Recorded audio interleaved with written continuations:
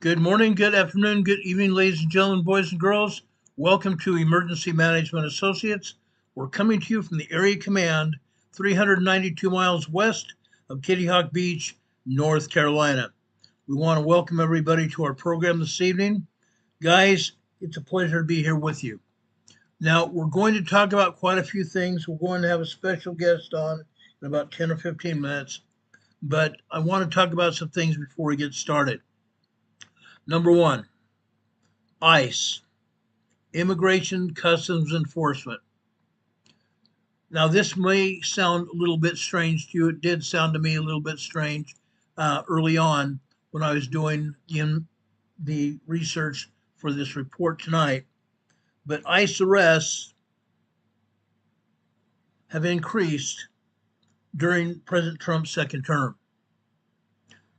Most of the more than 109,000 arrests carried out by U.S. Immigration and Customs Enforcement during the first 5 months of President Trump's second term took place in the border and the southern states. Okay? States in the southern U.S. as well as those along the border with Mexico saw the highest level of ICE arrests between the start of President Trump's second term, January 20th, and June 27th this year. That continues a trend that predates the current administration. Though ICE arrests have increased sharply across this country since last year, President Trump has nearly doubled what President Biden had done. During the same time period in 2024, under the Biden administration, ICE made over 49,000 arrests, meaning that the agency arrested people. The agency arrested illegal aliens even during the Biden administration. But Biden wanted people to come across the border. He basically opened it up. They only stopped 49,000 people from coming in, and they let over 22 million people into this country. But arrests by ICE have increased by 120% under the Trump administration. The statistics indicate that Texas saw nearly a quarter of all ICE arrests during that time period. About 11% of ICE arrests occurred in Florida, 7% in California, followed by 4% in Georgia and 3% in Arizona. ICE made the fewest arrests in Vermont, Alaska, and Montana, a total of about 100 apprehensions in those three states. The statistics indicate that Texas saw nearly a quarter of all ICE arrests during that time period. 11% of ICE arrests occurred in Florida, 7% in California, 4% in Georgia, and 3% in Arizona. This may sound a little bit strange because ICE has been arresting everywhere throughout this country. Now, I saw a video that made me think about doing this today. I saw a video last night where ICE protesters in Portland, Oregon were assaulting Portland police and Immigration Customs Enforcement in downtown Portland, Oregon. Unreal. Unreal.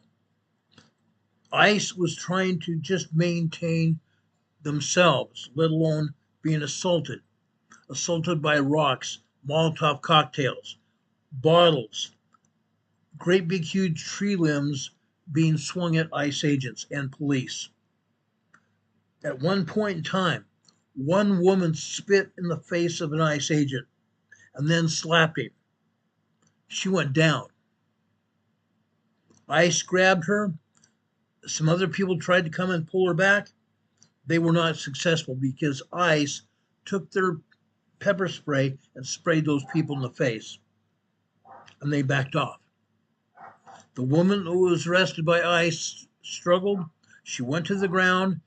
ICE handcuffed her and led her into the Portland Immigration Customs Enforcement building. Unreal. The protests continue all over this country.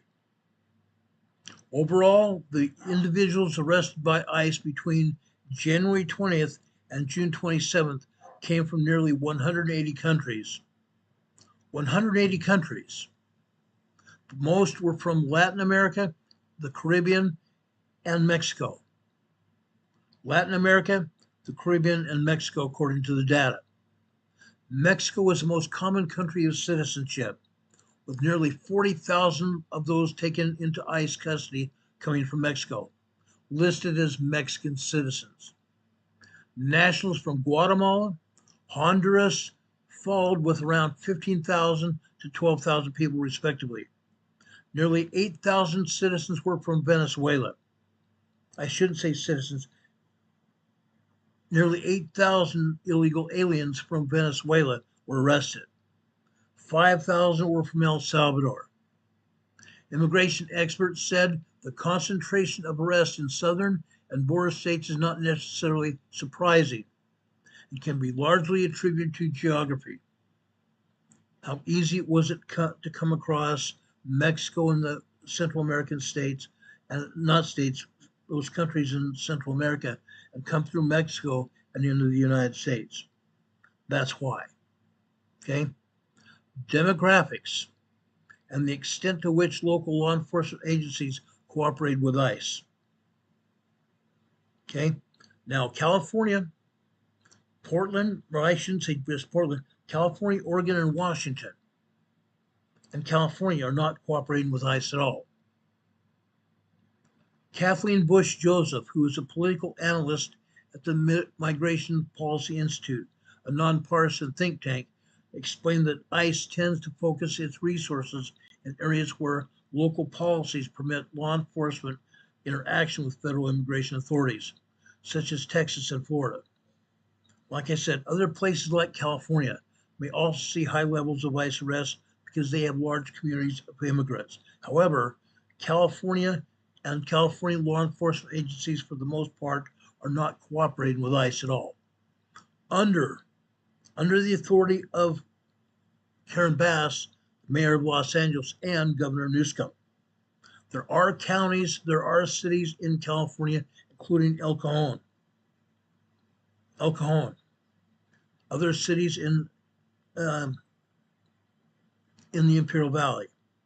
Other cities north of there in San Bernardino and outlying rural counties support ICE. And they're allowing ICE into their jails. They're allowing ICE out in the fields and everywhere else to arrest these illegal aliens. Now, there was one such arrest over in Camarillo, California, on the outskirts of Los Angeles. You may have heard about that about a week and a half ago. ICE went out there with the sheriff's office and the blessings of the police department of Camarillo. They made huge arrests, including 40 illegal alien children. 40 illegal alien children had been arrested. They had been smuggled into the United States and given to people who were not relatives. They were abused. They were malnourished. They were only given enough food to be able to work. They were basically being ruled by the drug cartels from Mexico to pay back money, alleged money, that they owed the drug cartels for smuggling them into the United States. There were about 120 other illegal aliens arrested in that field. That field was growing marijuana, a cash crop in California. Those illegals were arrested, taken into custody, and are being processed by Immigration's Customs Enforcement to be deported. That's what's going on. But again, California, Oregon, and Washington, and to some extent even Arizona, are not cooperating with ICE, federal law enforcement. Okay? It's easier for ICE to pick up people from the state and local jails where there's cooperation. In cities and states with so-called sanctuary policies, ICE has to spend more resources picking up people at large on the street. That's what's going on.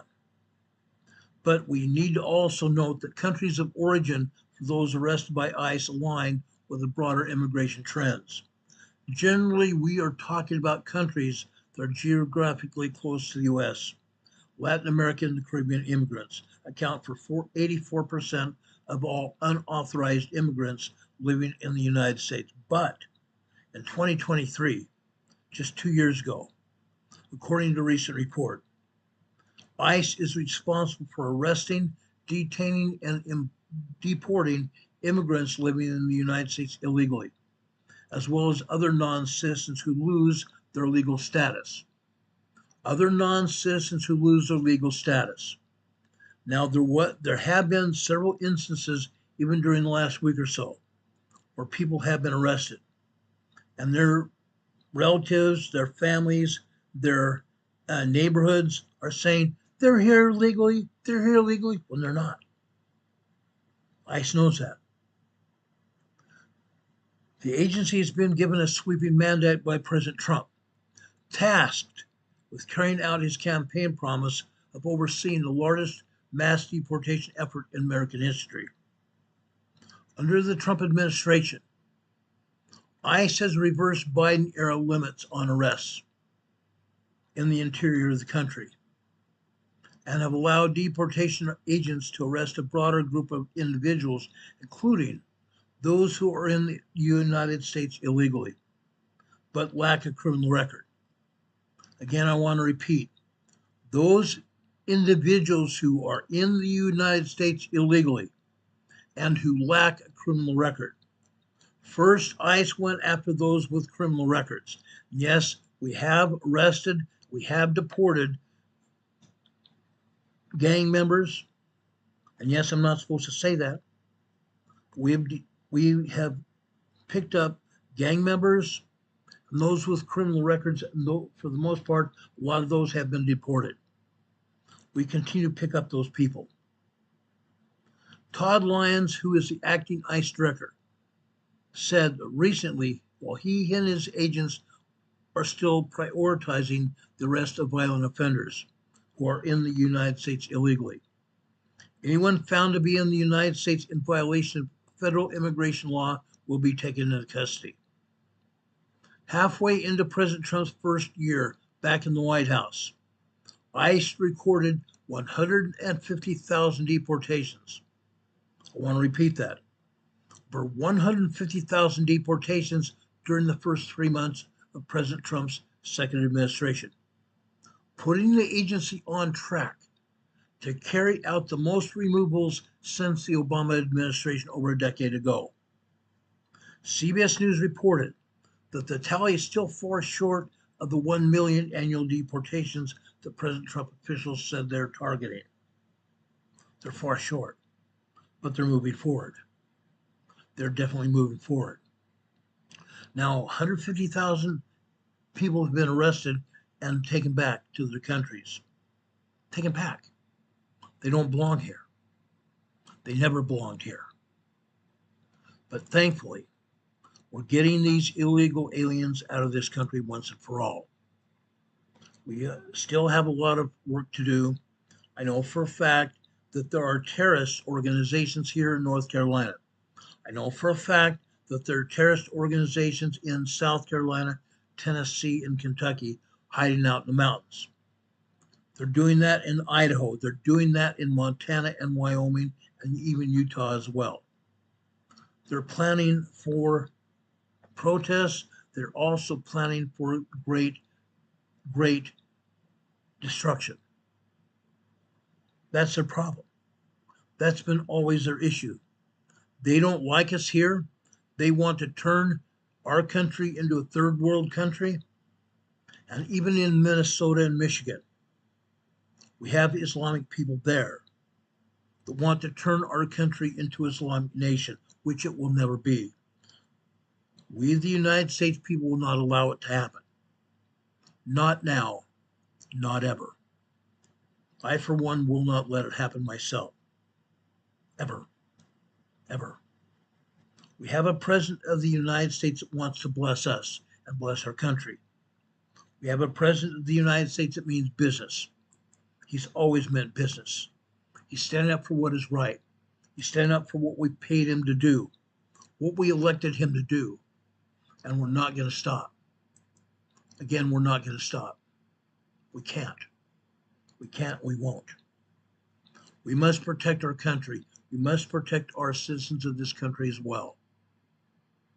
That's my biggest thing. We must protect each other. We must protect our citizens, and we must protect our country from overthrow. With that said, we've seen a lot of politicians as of late trying to overthrow our country. Even politicians that have been up against us for a long period of time.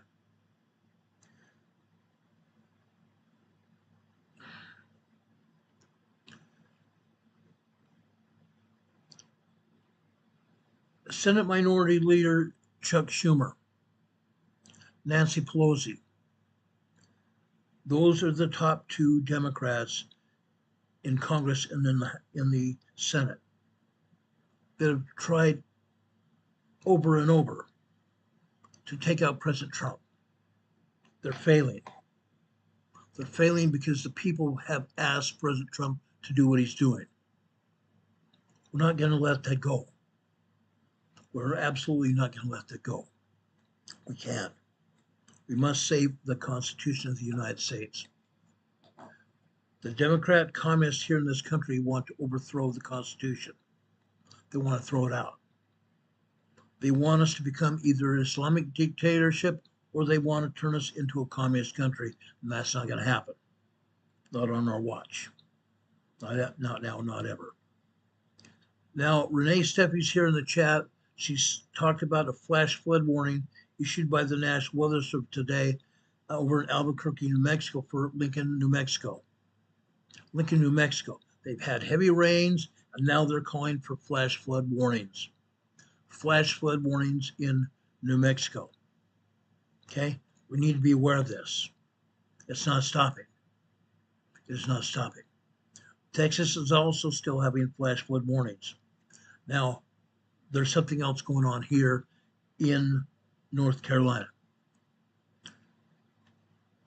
I've been monitoring weather here in North Carolina I've been monitoring weather here in North Carolina for quite some time. But today, thanks to Renee Steffi, she's given us more information about what's going on. Okay? I'm going to give you that information right now. And other areas such as New Jersey as well. Flash flood warning issued today by Baltimore, Maryland National Weather Service, Washington, D.C. At 4:51 p.m. Eastern Time, Emergency Management reported thunderstorms producing heavy rain across the warned area. Numerous roads are closed in Poolesville. Between 2 and 4 inches of rain have fallen. Additionally, rainfall amounts up to ½ an inch are possible in the warned area. Flash flooding is already occurring. Hazards, life-threatening flash flooding. Thunderstorms producing flash flooding. Emergency Management reports life-threatening flash flooding of creeks and streams, urban areas, highways, streets, underpasses. Some locations that will experience flash flooding include Rockville, Bethesda, Potomac, North Bethesda, Great Falls, Cabin John, Bradley Farms, Congressional Manor. This includes the following flood-prone roads: River Road, Cabin John Creek, west of the Beltway. Now, this is me and also the National Weather Service that is saying this. If you are in the flash flood warning areas, not just here but elsewhere, turn around, don't drown. Turn around, don't drown.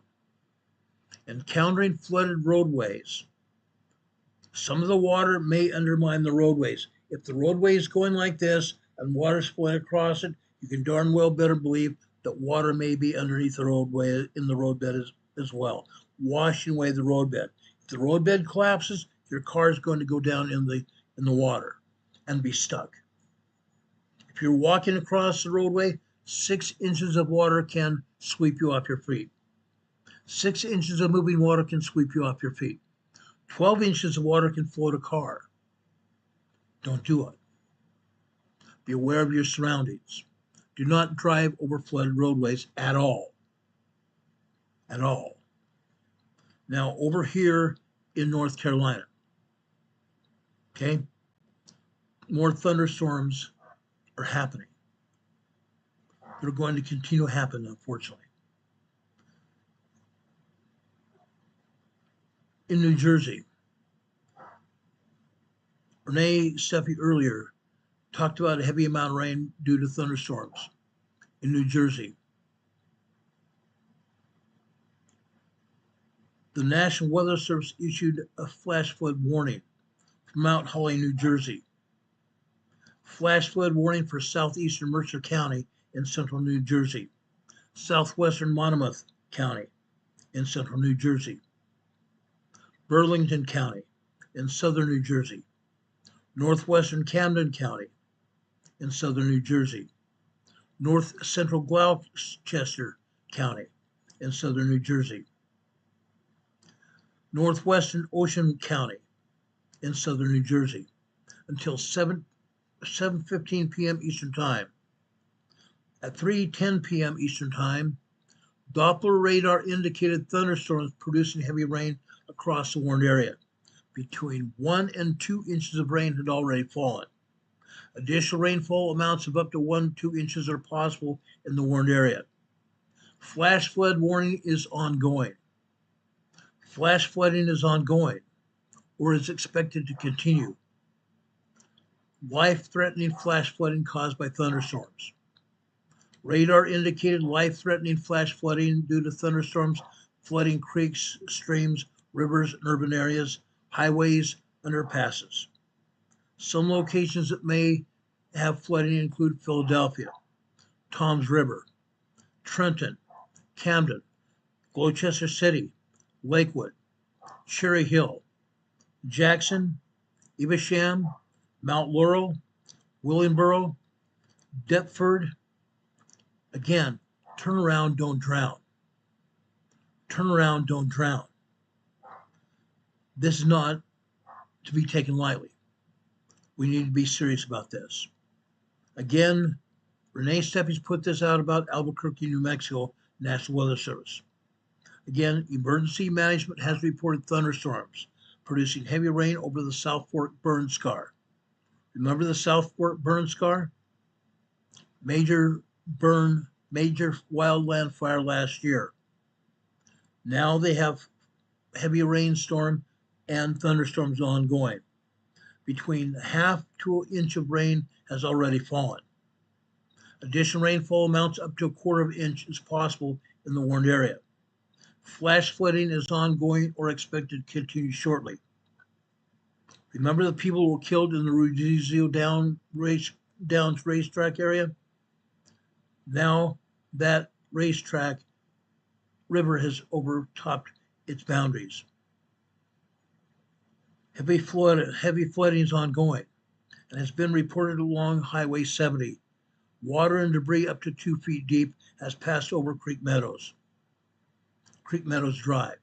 From Cedar Creek, excessive rainfall over the burn scar will impact Upper Canyon, Brady Canyon, Perk Canyon, as well as Cedar Creek, Eagle Creek, and Rio Rudizio, and those drainages. Impacts will include, but are not limited to, all nearby reservoirs, bridges, culverts, roadways. Impacts include the I can never pronounce this right. It's hard to even say. Rio Rudozio may extend downstream of Rio Dozio Downs racetrack. The debris flow can consist of rock, mud, vegetation, and other loose materials. Remember, New Mexico, for the most part, is a desert. New Mexico is a desert. And when they have flash flooding due to thunderstorms and rainfall, they mean it. Life-threatening flash flooding. Thunderstorms producing heavy rain. Heavy rain. Flash flooding in around the South Fork burn scar. Emergency management reports impacts of life-threatening flash flooding areas. Around the South Fork burn scar, some locations will experience flash flooding include Rudizio Downs Racetrack, Alto, Glencoe, and Hollywood. This is a life-threatening situation. Heavy rainfall will cause extensive and severe flash flooding of creeks, streams, rivers, and ditches and roadways. Severe debris flows can also be anticipated across roadways. Roadways and driveways may be washed away in places. If you encounter flash flood waters, climb to safety. Climb to safety. Climb to higher ground. Okay? Get out of Dodge. Get out of Dodge. Now, I mean this. And I don't care whether you're in New Jersey, over here in North Carolina, South Carolina, it's all the same. If you have flash flood warnings, take them seriously. If you're in a flash flood warning area and you see high water coming up, go to higher ground immediately. Do not drive across flash flood roadways. If you see water across roadways, do not drive across, turn around, don't drown. We've seen this happen many times. As a police officer, you see this all the time. We had to put our lives out on the line to pull people from rivers and creeks in San Diego County. In two particular cases, people that had gone out on the harbor. There were flash flood warnings. There were small craft advisories not to be out on the harbor, yet people did it anyway. My partner, my captain's partner, had to tie big, huge, thick ropes around our duty belts, attach the ropes to the push bumper of our police cars so that we could lean out over the harbor and pull people to safety. We did the same thing in flash flood river areas, and even in downtown San Diego one time, we got a call of a woman, 40-some-year-old woman, stranded in the lobby of a building. The water was already so high, it had knocked out elevator service. She was scared to even take the stairs to go to higher ground. Water had infiltrated the building. We drove over there, tied myself off to the police car. I wandered through knee-deep water out to the building, gently opened the doors so the doors would not explode, got her, tied her up with the rope and tied her to me, and then we slowly backed out of the building to the police car. And my partner kept reversing the car to pull us out of the water. He kept driving backwards to get us out of the water. Unreal. That's why I'm talking about this, and I'm very serious about it. Get out of the water. Go to higher ground. If you're in a building that's flooded, go up the stairs. You don't have to use the elevator. The elevator is not the only way to get to the upper floors. Walk. Climb the stairs if at all possible. Go to upper floors. Go to upper floors. You don't have to drown. I understand people want to go home. I totally get that. But be careful what you're doing. Be very careful what you're doing. I don't want anybody to drown. I don't want to have anybody hurt. But we're seeing life-threatening flooding. We're seeing thunderstorms. We're seeing tornadoes. Please pay attention. Please pay severe attention to your families and to your friends and to your neighbors, and pay attention yourselves. Jay Hart is in the chat. We appreciate you being here, Jay. He says, thank you, reminder, soul shaker. Yep, Sis has a farm in New Mexico below the arroyo. Saw their driveway turn into a 3-foot deep river once. Yes, absolutely, it happens. Be safe out there, guys. Be safe. Do not take your lives into your own hands. Go to higher ground. Phyllis Harris is here in our chat. We appreciate you being here, Phyllis. She says New Zealand is a concerned area. Absolutely it is. Absolutely it is. I want everybody to be safe. Adrian, thank you for being here. Appreciate you. Michelle the Gray is here. Thank you for being here. I'm just going through the chat and giving notice to all those who have been here. We have one of our dear mods here, Demon Catman from the east of England. He's here as well. DCM, you're awesome. You're awesome. Adrian in New Jersey, we're told to take shelter for possible tornado. Fortunately, it did not form. Thunderstorms are bad and may continue tonight, plus flooding. Yes, they do. Yes, they do. Now, what's going on? Flash flooding, tornadoes. Now, what people don't even realize sometimes is that these thunderstorms, great big huge thunderstorms, I've shown you the maps before. On the radar maps, the thunderstorms look like orange and red areas, severe thunderstorm areas. They spin off tornadoes. The thunderstorms tend to go in a clockwise fashion, or they don't go clockwise, they go counterclockwise like this. And their spin, the outer parts of the thunderstorm create tornadoes, spin up tornadoes. Be especially safe. Be especially safe. Okay? Do we have any questions about that? Do we have any questions about that? Demon Catman, yes, you're still awesome. I don't care. You say I'm awesome, I say you're awesome. That's okay. Okay? I just want to make sure we're talking the same language here. I don't want to risk anybody's life. That is the whole purpose of our channel, is to save lives here. That's why we talk about emergencies. That's why we talk about disasters as well. Now, I'm going to call my buddy that I want to bring into our program here and see if he's available.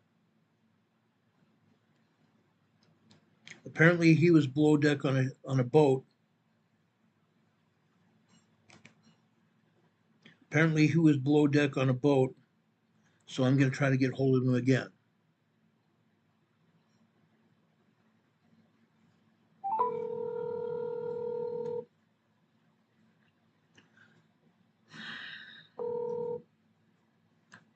Ron, how you doing? We're doing good, partner. How are you? Good, good. I was just watching the show and I saw you were going to give me a call. So. That's great. Guys, if you haven't already known, we had Captain Ned on the program about a week or so ago, and Captain Ned is back again. Yes, we're going to talk about earthquakes in the Pacific Northwest, and I want Captain Ned to be here. We're going to be talking about the volcanoes as well. Captain Ned is in Washington State. He's very familiar with the volcanoes. He's very familiar with what's going on in the Pacific Northwest. That's why I brought him in here. So, Captain Ned, what do you think? Ron, we've been talking. There's so much going on. Where do you want to start? Well, it's really heating up, boy. Yeah, it is. I just put up the San Juan Island seismogram. It shows a lot of activity, a ton of activity here. Everything's moving. Yeah, it's moving. If you guys look here at the top of the seismogram, that is 5 p.m. yesterday. You see a lot of tremor activity, and you see one earthquake. However, look here at the bottom.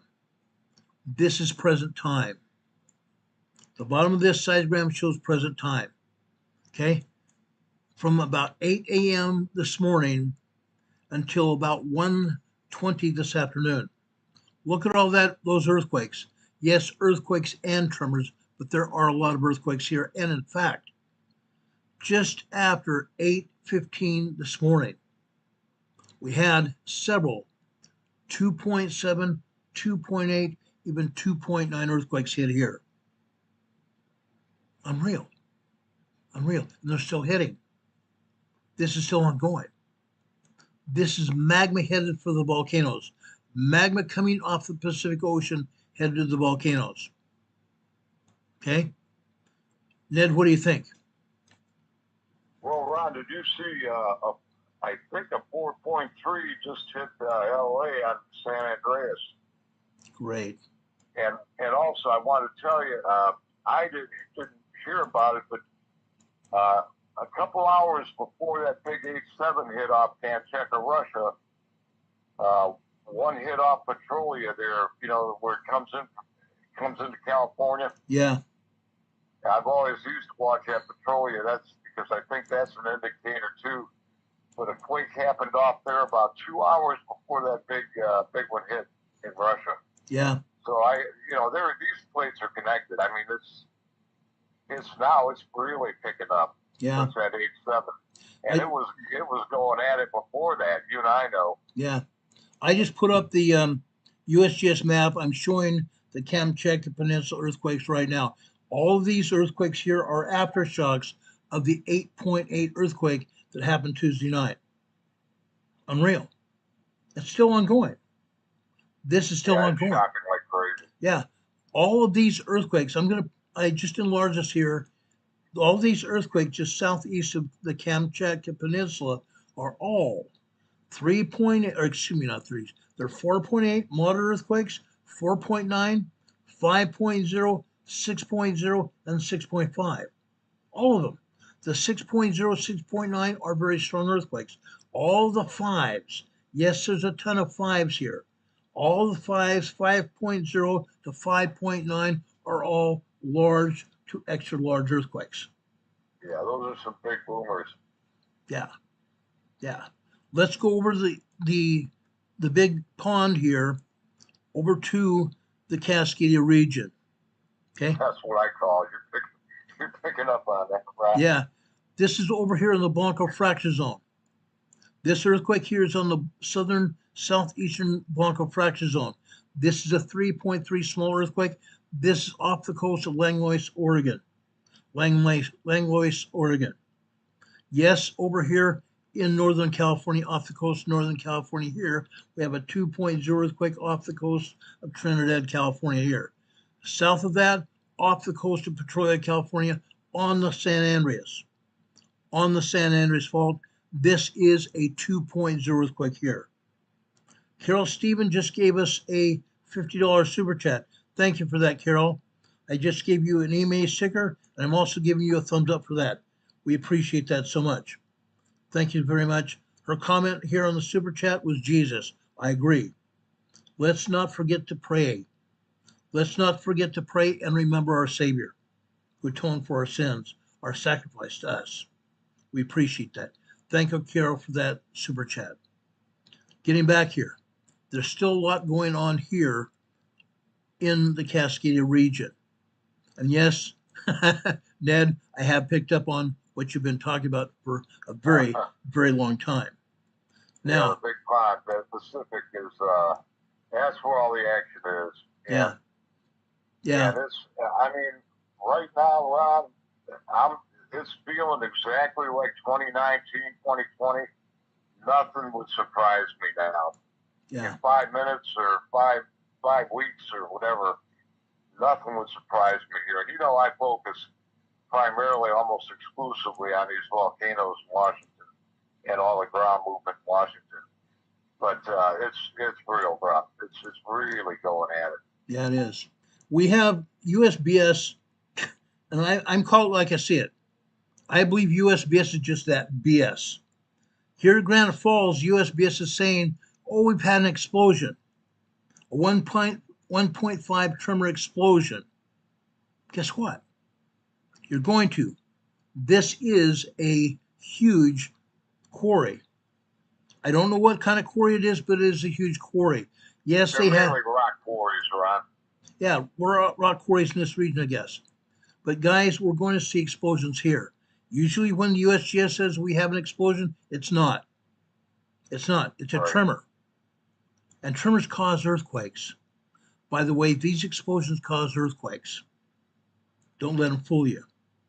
Ron, not to cut you off, did you get the message I sent you about the tremor map yesterday? Yes, I did. How it's moving towards, it's moving on a line straight west from Mount Rainier to the ocean. Did you hear that, guys?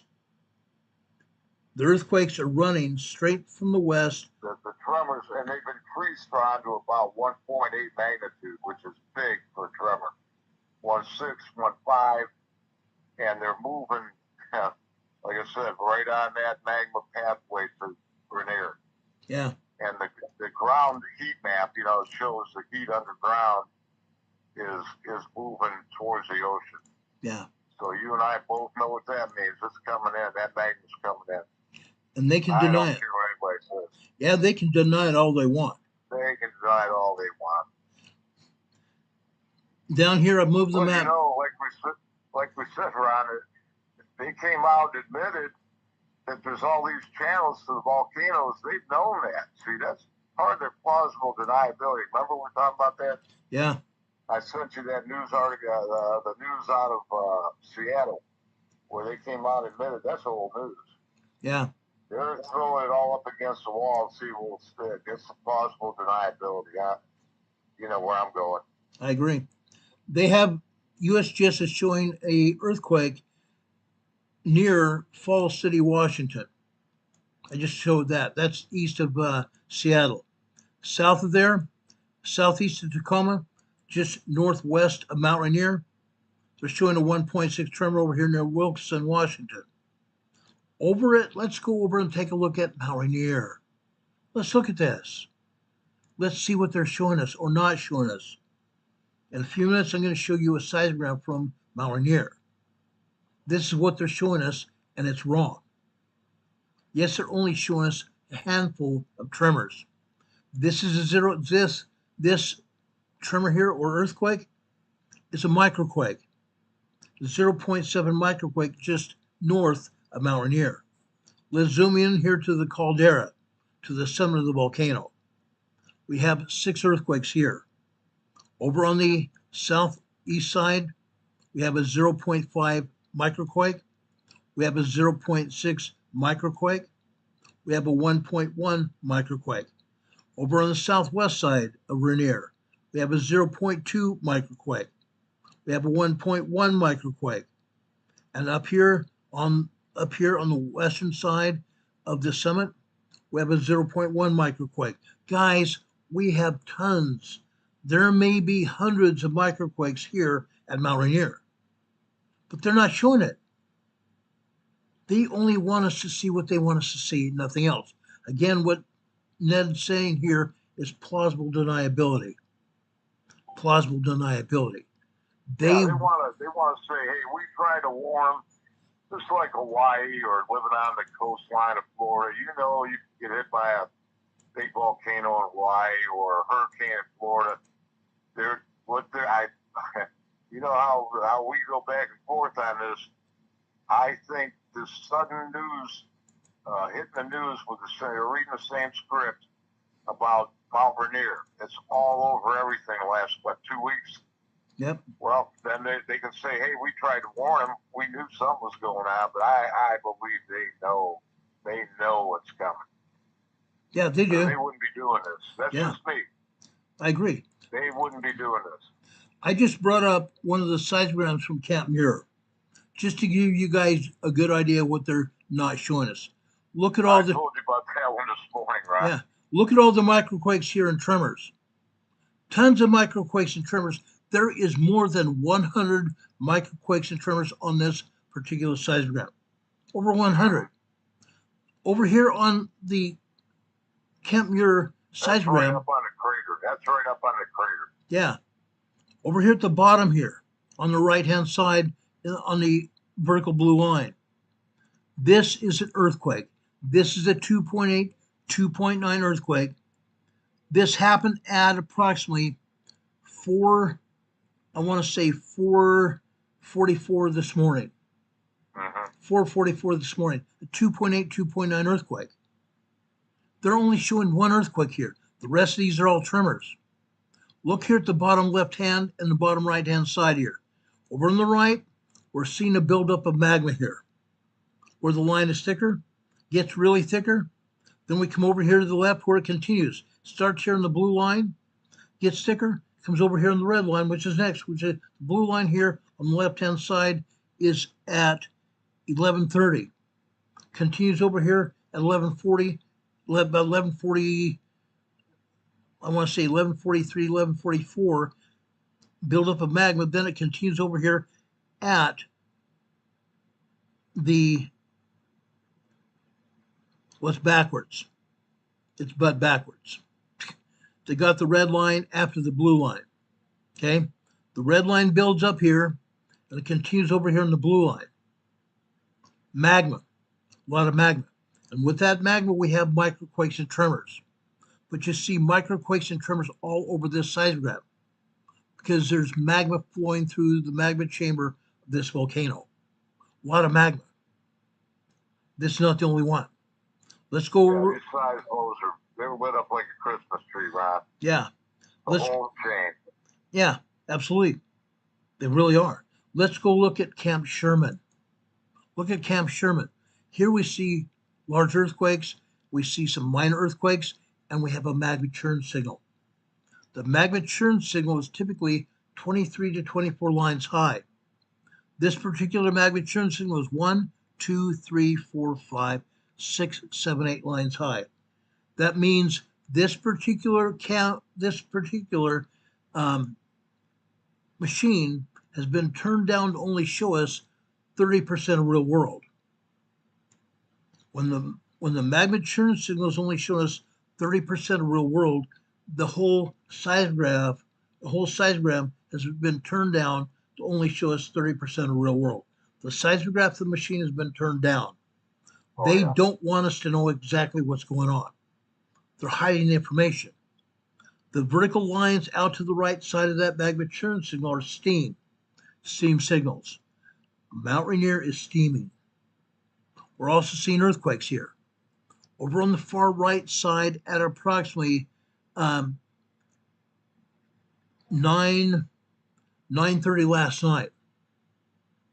9:30 last night, we had a 2.93.0 earthquake happen. Down here later this morning, just after 5:44, we had another 2.93.0. How about that? Then after 6:15, 6:16 this morning, we have another 2.8, 2.9 earthquake. We have multiple earthquakes here. Most of these are minor earthquakes here. But look at the tremors. Look at the microquakes here, guys. There's hundreds of them. Not just 6. There are hundreds of microquakes. There are hundreds of tremors here. And you see the earthquakes are hitting here at Mount Rainier. They don't want us to know what's going on. You have to go over to the data sheets. You have to go over the data sheets and start looking around. And you will find answers. I guarantee you will find answers. Okay?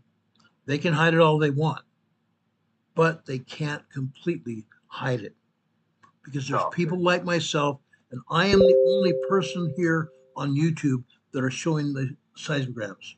Nobody else is. You have to know what's going on. Yeah, it's very rare to see them, But they don't want that, my theory, Ron, they don't want that heads up, It's like Paul Revere riding through the streets in the Revolution, the British are coming. Yeah. They don't want a preemptive heads up. Yeah. Otherwise, they could care less. There's really nothing they can do. We talked about that. There's nothing they can do. No. So much population here. And, all I consider myself was this stretch here in Washington. But, you cover a lot of the California stuff. But this whole thing is shaking now. Yeah. I just put up the tremor map, Ned. Over in Vancouver Island, you see the tremors here. You can't see it. I'm going to explain what we're showing here. Over in Vancouver Island, you're seeing probably 20 or 30 tremors. Yeah, those are new hits up there. Yeah. Over here on Olympic area. Okay? Look at Olympia. Look at that. Hundreds of around that swarm as it's moving west for the past 3 or 4 days. Remember? Yeah. I've been telling us, Hundreds of them. Down here towards Salem, Oregon, west of Salem, Oregon, we have a handful of tremors here. Yeah, those are new too. Then we go over here to Medford, around west of Medford and north of Medford. Look at all those earthquakes there. These are all 1.2, 1.5, 1.7, 1.8 tremors here. They're not showing the earthquakes. The magnitude's increasing. You notice that, Ron? Yes. The magnitude of those tremors usually around 1, 1.0, 1.1, 0.8. Now it's doubling. 1.6, 1.5. Yeah. Then we come down to Mount Lassen. Look at the bottom of the tremor map here. Mount Lassen. See the tremors hitting here? Again, they don't want to show you earthquakes, they're just showing you tremors. Mount Lassen is also getting ready to move. Not so much Shasta, but Mount Lassen is getting ready to move. Mount Lassen has not erupted since 1917. Now it's getting ready to. Okay?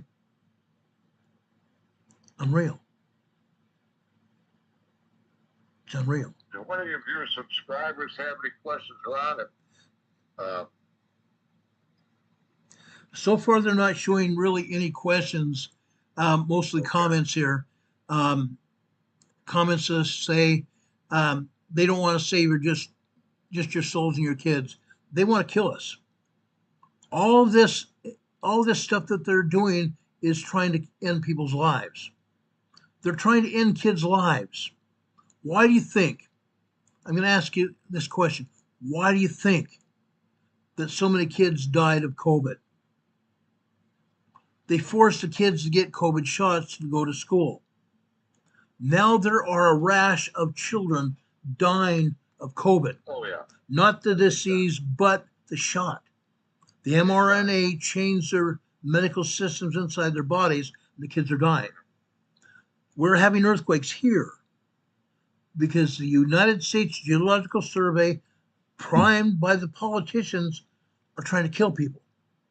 Yes, they're trying to kill people, guys. I'm going to come out and say it. They're trying to kill people. They don't care. They don't care. Well, like, when the last Cascadian megaquake hit in 1700, there was basically nobody here. Indians, on the coast, Indians inland.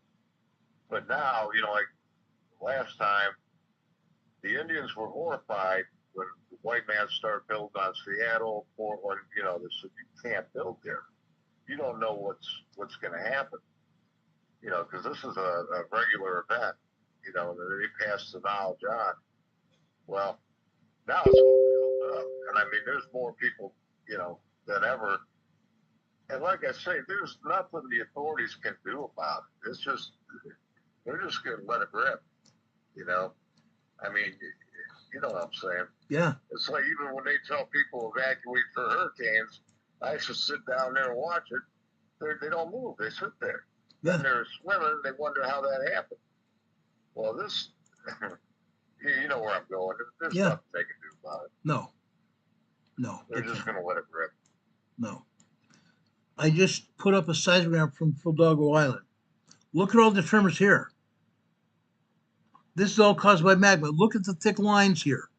The thicker lines are increase of magma going through magma channels in the crust of the earth headed for the volcanoes. Look at that. Hundreds. There are several hundred tremors here.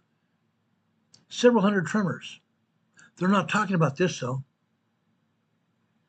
No, and again, Ron, I keep saying it, but people don't really get it. These stratovolcanoes, the high ones, Yellowstone is not a stratovolcano. No. But the big stratos like Rainier, St. Helens, those are built over millions of years of eruptions. These volcanoes are nothing but pressure relief valves inland for that pressure coming off where the plates are colliding way offshore. Yep. And that's why they're in a line.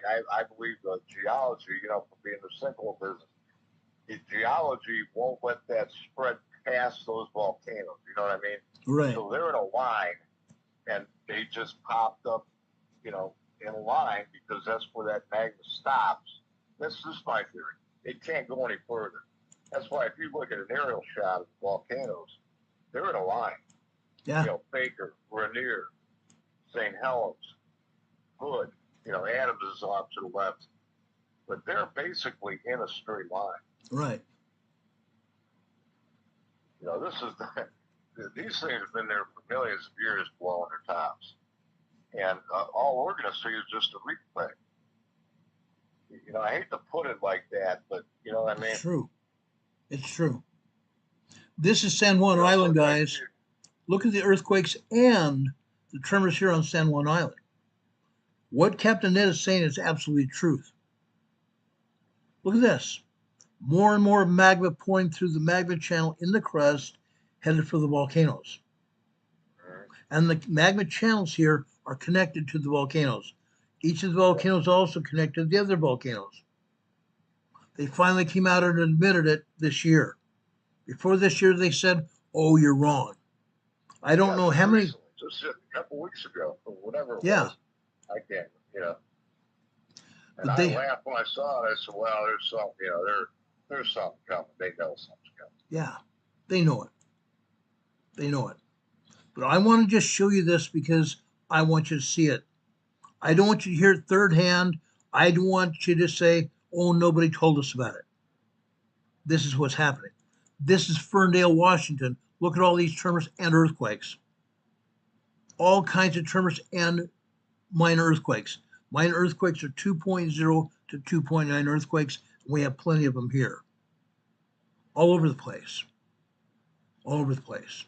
Yet USGS is not showing it. Not at all. You have to go over the data sheets, the seismograms, to pull it out. They're not going to let you see it otherwise. Not at all. Let's go over and show you Mount St. Helens. Mount St. Helens today is busy as well. Really busy. Really busy. Okay. I want to go over to, right now, I want to show you the main seismogram from East Dome Mount St. Helens. East Dome Mount St. Helens is, the seismograph is sitting on the plug of the volcano. Directly on the plug of the volcanoes. Look at this. Look at this. Up on the top right, the top black line here is 5 p.m. over on the left-hand side. This is the red line here after 6 p.m. Over here, it's about 627, 626, 627 last night, 2.5 earthquake. But look at the right side of that earthquake signal. It's a great big huge long triangle, guys. What does that mean? That long triangle out to the right is called a secondary wave. The secondary wave lasts over a minute and a half, which means this 2.5 earthquake was actually larger than they're saying it is. Probably closer to 3.0, 3.5 earthquake. That's a small earthquake. That is a significant earthquake here at Mount St. Helens, and yet they're denying it. If you go over to the USGS map, they're not showing any earthquakes at all. They're not showing tremors at all. The only tremors they're showing are at Mount Rainier. Tremors and microquakes. We go down here further to after, on this red line, after 9:15. 9:15 is on the left-hand side. Over here, this is about 9:46, 9:47. Again, we're seeing at least a 2.5 earthquake back to back. Multiple 2.5, I want to even say 2.7 earthquakes here, back to back. Yeah, Probably, yeah, they're hammering it. And yet they're not showing anything at Mount St. Helens, nothing. And you can see further down here after 4 a.m. this morning on the black line on the left, that is a 1.7, 1.8 tremor over on the left-hand side. But if we follow that black line to the right, we see 2.0 earthquakes as well. Then after that, on the black line below that, that is 5 a.m. on the left-hand side. We go over to the right. Now suddenly we are at 5:13 a.m. this morning. 2.3, 2.4 earthquake, minor earthquake. And yet nothing's happening at Mount St. Helens. Really? Now, we don't show a magma churn signal here, but given the history of this agency, they turned down the seismographs to 30% of real world. So each of these earthquakes here is actually at least a 3.0, 3.5 earthquake. Fact. And these tremors that are showing here. How they cut the tops off those places. Yeah. They're not showing us real world, guys. Mount St. Helens and Mount Rainier are beginning to show signs of pre-eruption. The same signs they showed back in 1980. Early May 1980, before it erupted. Remember what they did? They put up a volcanic advisory telling people to get away from the mountain. Then 2 days before the volcano erupted, things calmed down. Things calmed down significantly, and they let people back. That was a mistake. But again, like I say, Ron, people just sat there, just like the hurricanes, they just sat there. You know, there's nothing you can do. There, a lot of people just are not going to leave no matter what. You know, No. Forest fires, well, you know, hurricanes, they're going to sit there and wait. You know. Yeah. I just put up the September lobe seismograph information here. This seismogram here shows more earthquakes. More earthquakes and tremors here at Mount St. Helens. They're not showing that on the map, are they?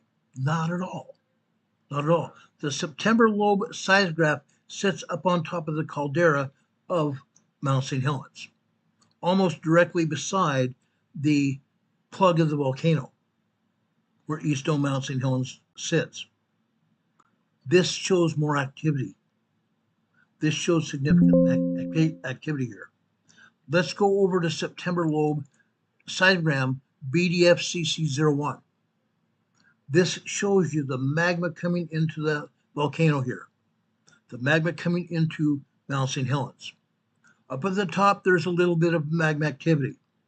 Yet on the other seismogram, they're showing a lot of activity, mostly tremors. Down here at the bottom on this seismogram here, we're seeing a lot of magma activity. The wavier the lines here, the more magma flowing into the magma chamber. These lines are what they call very low frequency lines generated by the heavy pressure of magma coming into the magma channel, the magma chamber here at Mount St. Helens. Now, on the other seismogram, yes, we showed a lot more activity, but given what we're seeing, they're not, on the other seismogram, they're not showing all the earthquakes. Given this amount of activity, there should be more earthquakes. They're not showing it. They're never going to show it. Not now, not ever. Unreal what they're disguising. I mean, it's like we're beating a dead horse, Ron, but at least, you know, you're getting the word out, you know, to people who, when they hear it, they'll tell somebody they know, you know, but there's nothing else you can do but like you do, tell people to get prepared. Yeah. If you're going to sit tight, like just like me, I told you that. I'm sitting right at ground zero when I'm on those docks in Westport or up and down there, you know, but I'm still sitting there. Yeah. You know, I'm doing what I'm doing, but you know, it could happen right that instant. It could happen 100 years from now, but it's going to happen. Yeah. It's going to happen without a doubt. Ned, are you over? You can't say that often, but it's you know, just like that mega thruster off Camp Trek, Russia. Yeah. That's just on a repeating cycle. You know, that's one of the big boys. This is one of the biggest in the world. Yeah. And this will be the biggest in the world here. It's going to happen. It's going to happen. Yeah. It's not if, it's just when. Yeah. Now, Ned mentioned this, and I mentioned earlier. We mentioned again now. That earthquake off of Kamchatka Peninsula, huge, major earthquake, 8.8. Only the 7th largest earthquake that has been known in recent history, written history. In measurable history, yeah. Measurable history. We had a 9.0 earthquake near Fukushima, Japan in 2011. We had another earthquake in 2019 in Antarctica, a 9.0, 10.0 earthquake. USGS denied it until months later when scientists flew over the ice pack in the Antarctic region. All of a sudden, they found a fissure 12 miles long. Interesting. They denied the 9.0 earthquake happened, and then they found the fissure that backed it up. We've also seen an earthquake over in Turkey. 9.0, 10.0 earthquake. What happened? Again, that was a 14-mile-long fissure, 8 stories deep. You could fit an 8-story building down in that fissure. 9.0 earthquake. What did we have in Puerto Rico? An 8.0, 8.4 man-made earthquake in Puerto Rico. Now, some people are saying that the earthquake over at Kamchatka Peninsula was man-made. I don't think so. I don't think so. Why do I say that? Because for a week and a half prior to that major 8.8 earthquake, we'd had 7.4, 7.5 earthquakes. And in fact, what USGS did not say is that earthquake was actually an 8.0, not a 7.4. They lied about it. At that time, I showed you definite evidence, scientific evidence that was a large earthquake. Now we had an 8.8. That was a buildup of energy. All of the earthquakes that we had prior to the 8.8 were foreshocks. Foreshocks. Major earthquake foreshocks. Anything over 7.0 is a major earthquake. Yes, major earthquake foreshocks, even 6.0s and 5.0s as well. And now we're still getting hammered with aftershocks. Okay? These earthquakes now have been going on for 2 weeks. 2 weeks.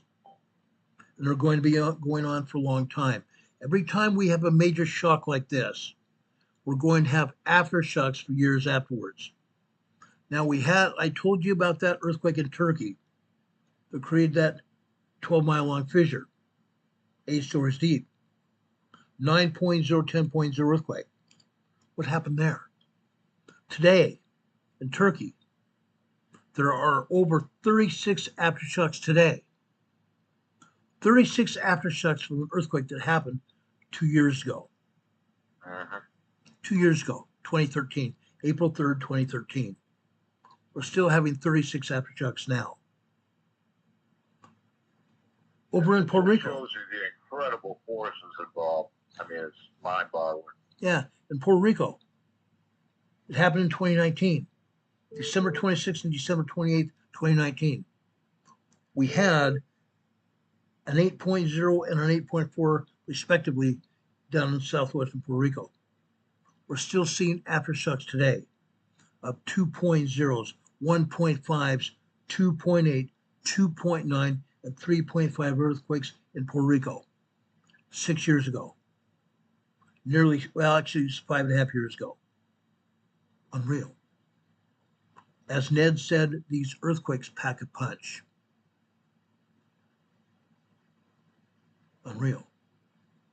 Demon Catman is. Well, everything is ringing like a bell over here now because of that Russian quake.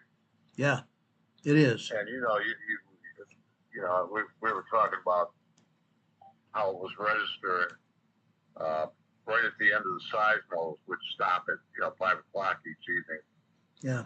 When that quake was at 4:30 Pacific, and it shows up at all these volcanoes, all the shoreline seismos, and then we were laughing about how they cooked that one. Where I won't even say it.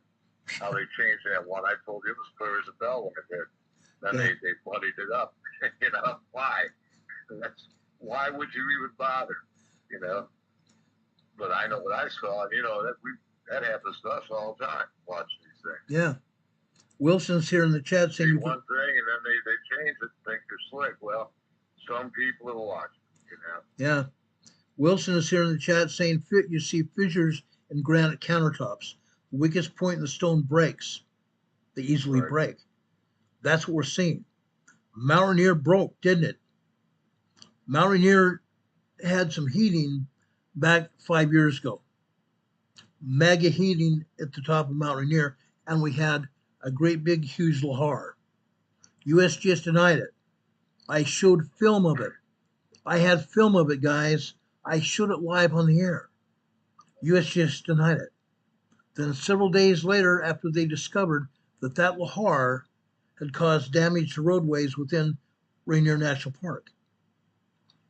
Huge creeks overflowed their banks. Trees, great big huge rock flowed down that lahar, causing massive damage. They had to repair the streets, the roadways. They had to repair everything over there, campgrounds included.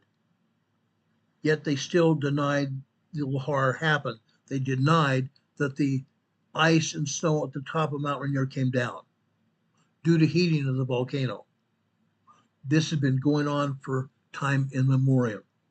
Yeah, the locals know what's going on. Yeah. You know, they see it. Even Ned has seen the top of Mount Rainier black. I was just going to say we talked about the belt, people around volcanoes, especially Rainier. Yeah. Watching, which seems like, I mean, it melts off every year, but there's a lot of black flank rock showing from internal heating. That's what I'm convinced, you know. Yeah. And because it's been cold out here, and it's melting away. And even in 6 days, the difference when you look at it, it was appreciable about a month and a half ago. Yeah. In 6 days, just boom, man. You're seeing black rock. That's unusual. Yeah. It's anecdotal. Okay, it's anecdotal. It can be argued, but, you know, I'm seeing comments around the internet that people who are living there say, man, it's not looking like it should. Yeah. Well, there you go. It's internal heating. Yeah. Magma's going up there, up in the magma chamber, guys. Yep. And we've already seen, gosh, this is unreal. We've already seen at Mount Rainier steam coming from the hill. Steam, lots of steam. And in fact, so I told you about 2 weeks ago that scientists have found ash at the top of Mount Rainier. Ash at the summit. During the snow, during the ice, the glacier up at Mount Rainier. Yeah, it's coming out a little bit. Yeah, it's blowing. And what happens, guys, I've explained this many times, that there's a huge granite plug, or not granite, but a huge lava rock plug at the top of a volcano, just like this. I got my finger in the air here on the webcam. Great big huge lava plug. There is magma hammering away at the bottom of that plug. It's creating the magma at the bottom is creating fissures in the magma plug, the lava plug. At some point in time,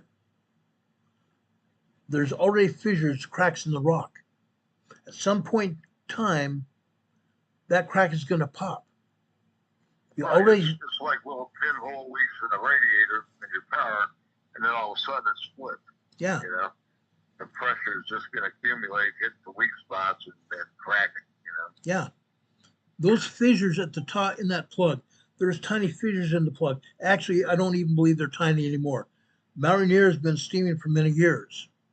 Those fissures, they're made by the hammering away at the magma underneath the plug.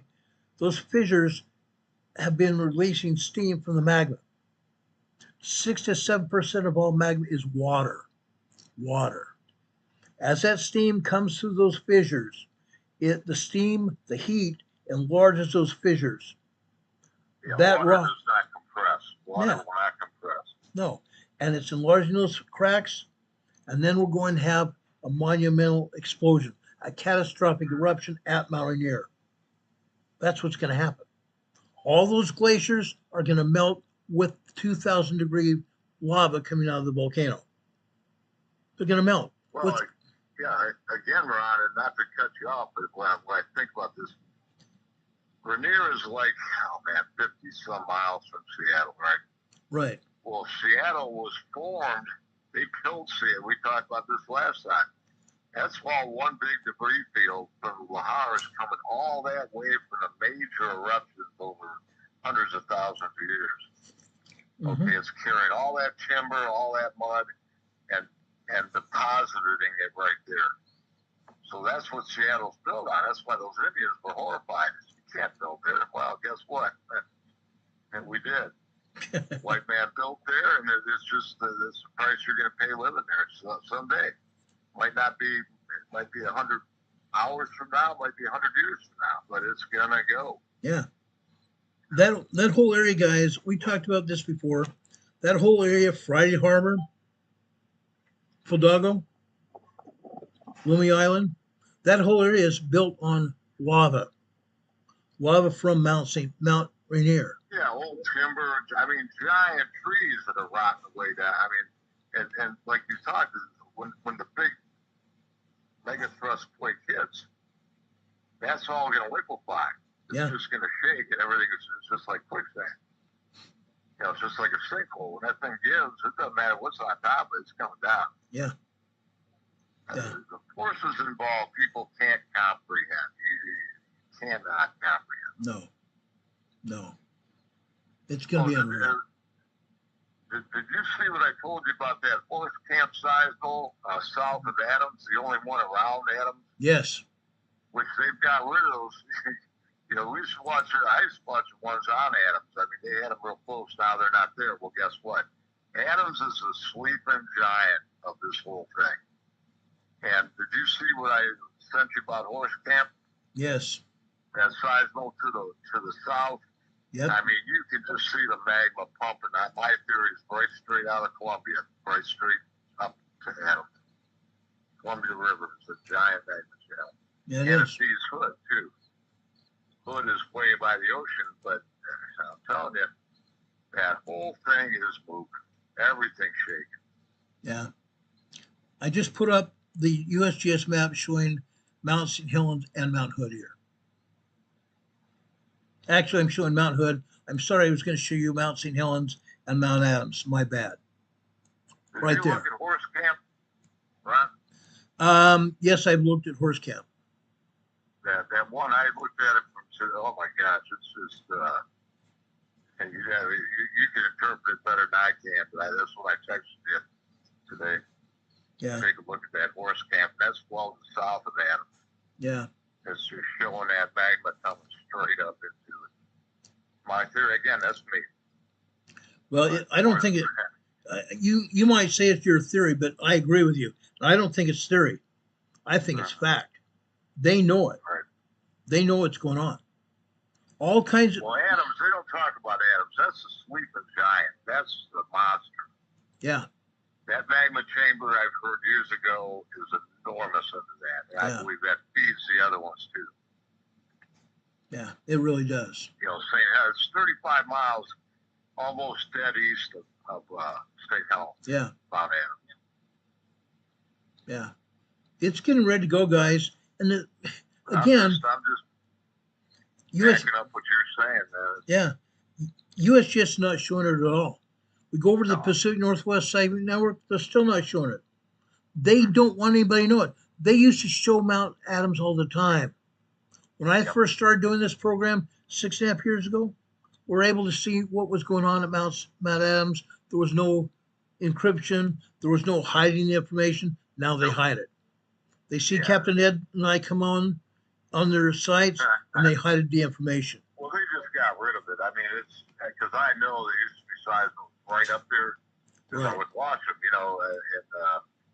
2019, 2020, this whole thing started for me. And, then I saw on other sites guys talking, they all disappeared. And Adams is the sleeping giant. That magma chamber underneath it is enormous. Yeah. Yeah. It's about to go. There's no mention of Adams. And remember I told you the last show, I think, that a couple commercial airline pilots who fly that route into Portland said they watched it steaming. Remember I told you that was in the comments? I always read these comments. That's where the truth comes out. Guys are just going to say, just like we're doing now. Yeah. They're just telling you what they've seen. Yeah. You know? And I've read the reports. They saw Adams steaming. Yeah, I've read those reports too. They're in the captain's log of those planes. Yep. They've seen it. They know what's going on. Why do they report it in the captain's log? But it's just somebody's word. But those guys said they were looking down. The passenger saw it.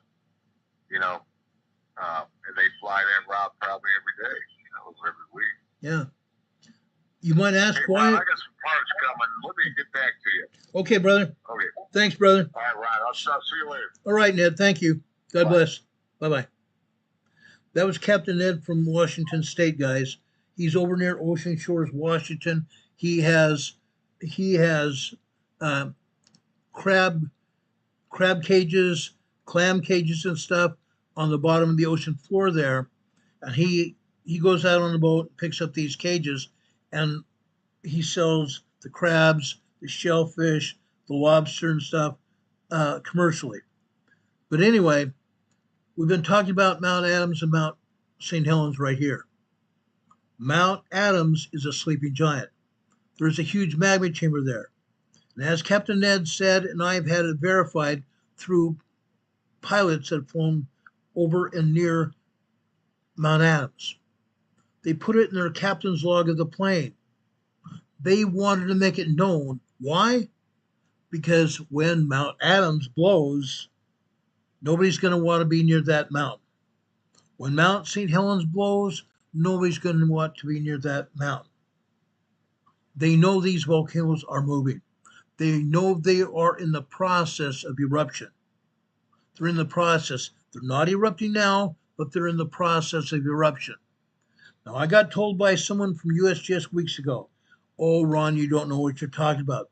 You can't just go by the earthquakes. I'm not. I'm going by the data sets. I'm going by the seismograms. I'm looking at them. I'm studying them on a daily basis. I know what is going on. They can try to deny it. Yes, they have plausible deniability, but they know what's going on. They definitely know what's going on. Now, to a certain extent, even over at Mount Hood to the south, it's moving. The whole area is moving. The whole area is moving, guys. You see Mount Hood here. You see Mount Hood just to the south of the the Washington-Oregon border here. Mount Hood is steaming. Mount Hood is steaming a lot. Even south there, Bachelor Mountain. Bachelor Mountain is steaming, guys. Bachelor Mountain is steaming. Further south here, we see the Sisters Volcanic Complex right there. It's moving. 3 different volcanoes there. 3 different volcanoes. Each one of them are also steaming. Each one of them are also moving. USGS and PNSN, the Pacific Northwest Seismic Network, only have one seismograph monitoring those mountains. Yet they have 3 volcanoes that are steaming, 3 volcanoes that are having earthquakes, and only one seismograph recording the data. That's what's sad about this whole thing. Then, I want to go further south here. I want to go past Newberry Volcano down here to Crater Lake, right there. Guys, Crater Lake is a volcano. Yes, we have a lake in the top of the volcano. Crater Lake here is a volcano. The volcano itself is releasing steam into the water. Sulfur dioxide and carbon dioxide levels of this lake are incredibly high. That's because the volcano is getting ready to erupt. Now, over here on the northeast side of Crater Lake, we had a seismograph over here on the northeast side of the lake. Now they shut it down. It's no longer there. Over here on the southeast side, we had Mount Scott, the seismograph called Mount Scott. They've shut it down as well. The only seismograph we now have is over here in the center-south part of Crater Lake. It's called the bunkhouse. This is the only reliable seismograph we have monitoring Crater Lake volcano. It shows signs that Crater Lake is trying to erupt as well. A lot of earthquakes. They can deny it all they want, but it's happening. There is one other seismograph at Crater Lake right here. It's called Wizard Island here. There is a seismograph here at Wizard Island. You see it right there. See the blockhouse right there. This is the summit of Crater Lake volcano. Bunkhouse here, or not this, I'm sorry, Wizard Island. Wizard Island seismograph sits up here. Wizard Island the seismograph itself is exposed to weather, rain, hail, heavy snows.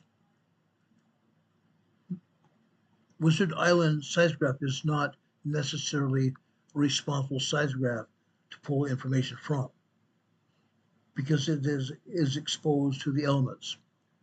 But down over here on the south central part of Crater Lake, we have the bunkhouse. The seismograph has sensors that are in boreholes down into the ground. Those sensors are what we see the data from. It's not exposed to the weather. We pull the data from the sensors from the boreholes.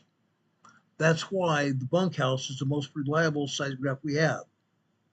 But we see a lot of data coming up here, showing that Crater Lake is trying to erupt.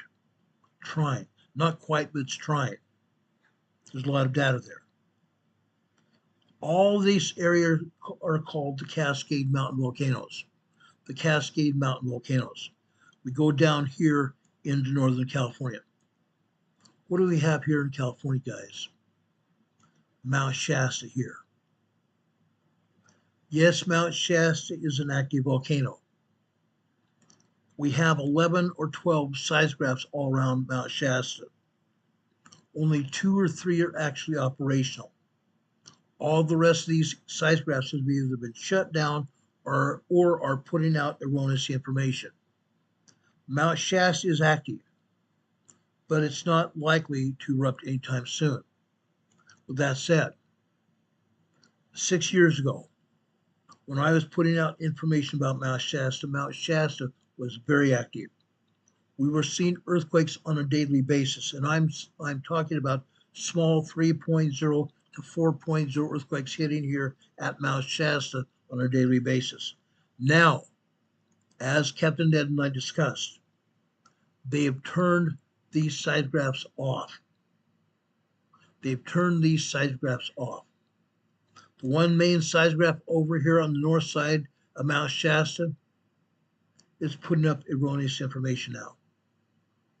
They've doctored the information for plausible deniability in case Mount Shasta were to erupt. And yes, Mount Shasta is near going to erupt. But something else has happened. Something else has happened. Down here at Mount Lassen. Mount Lassen is going to erupt. As I said before, Mount Lassen last erupted in 1917.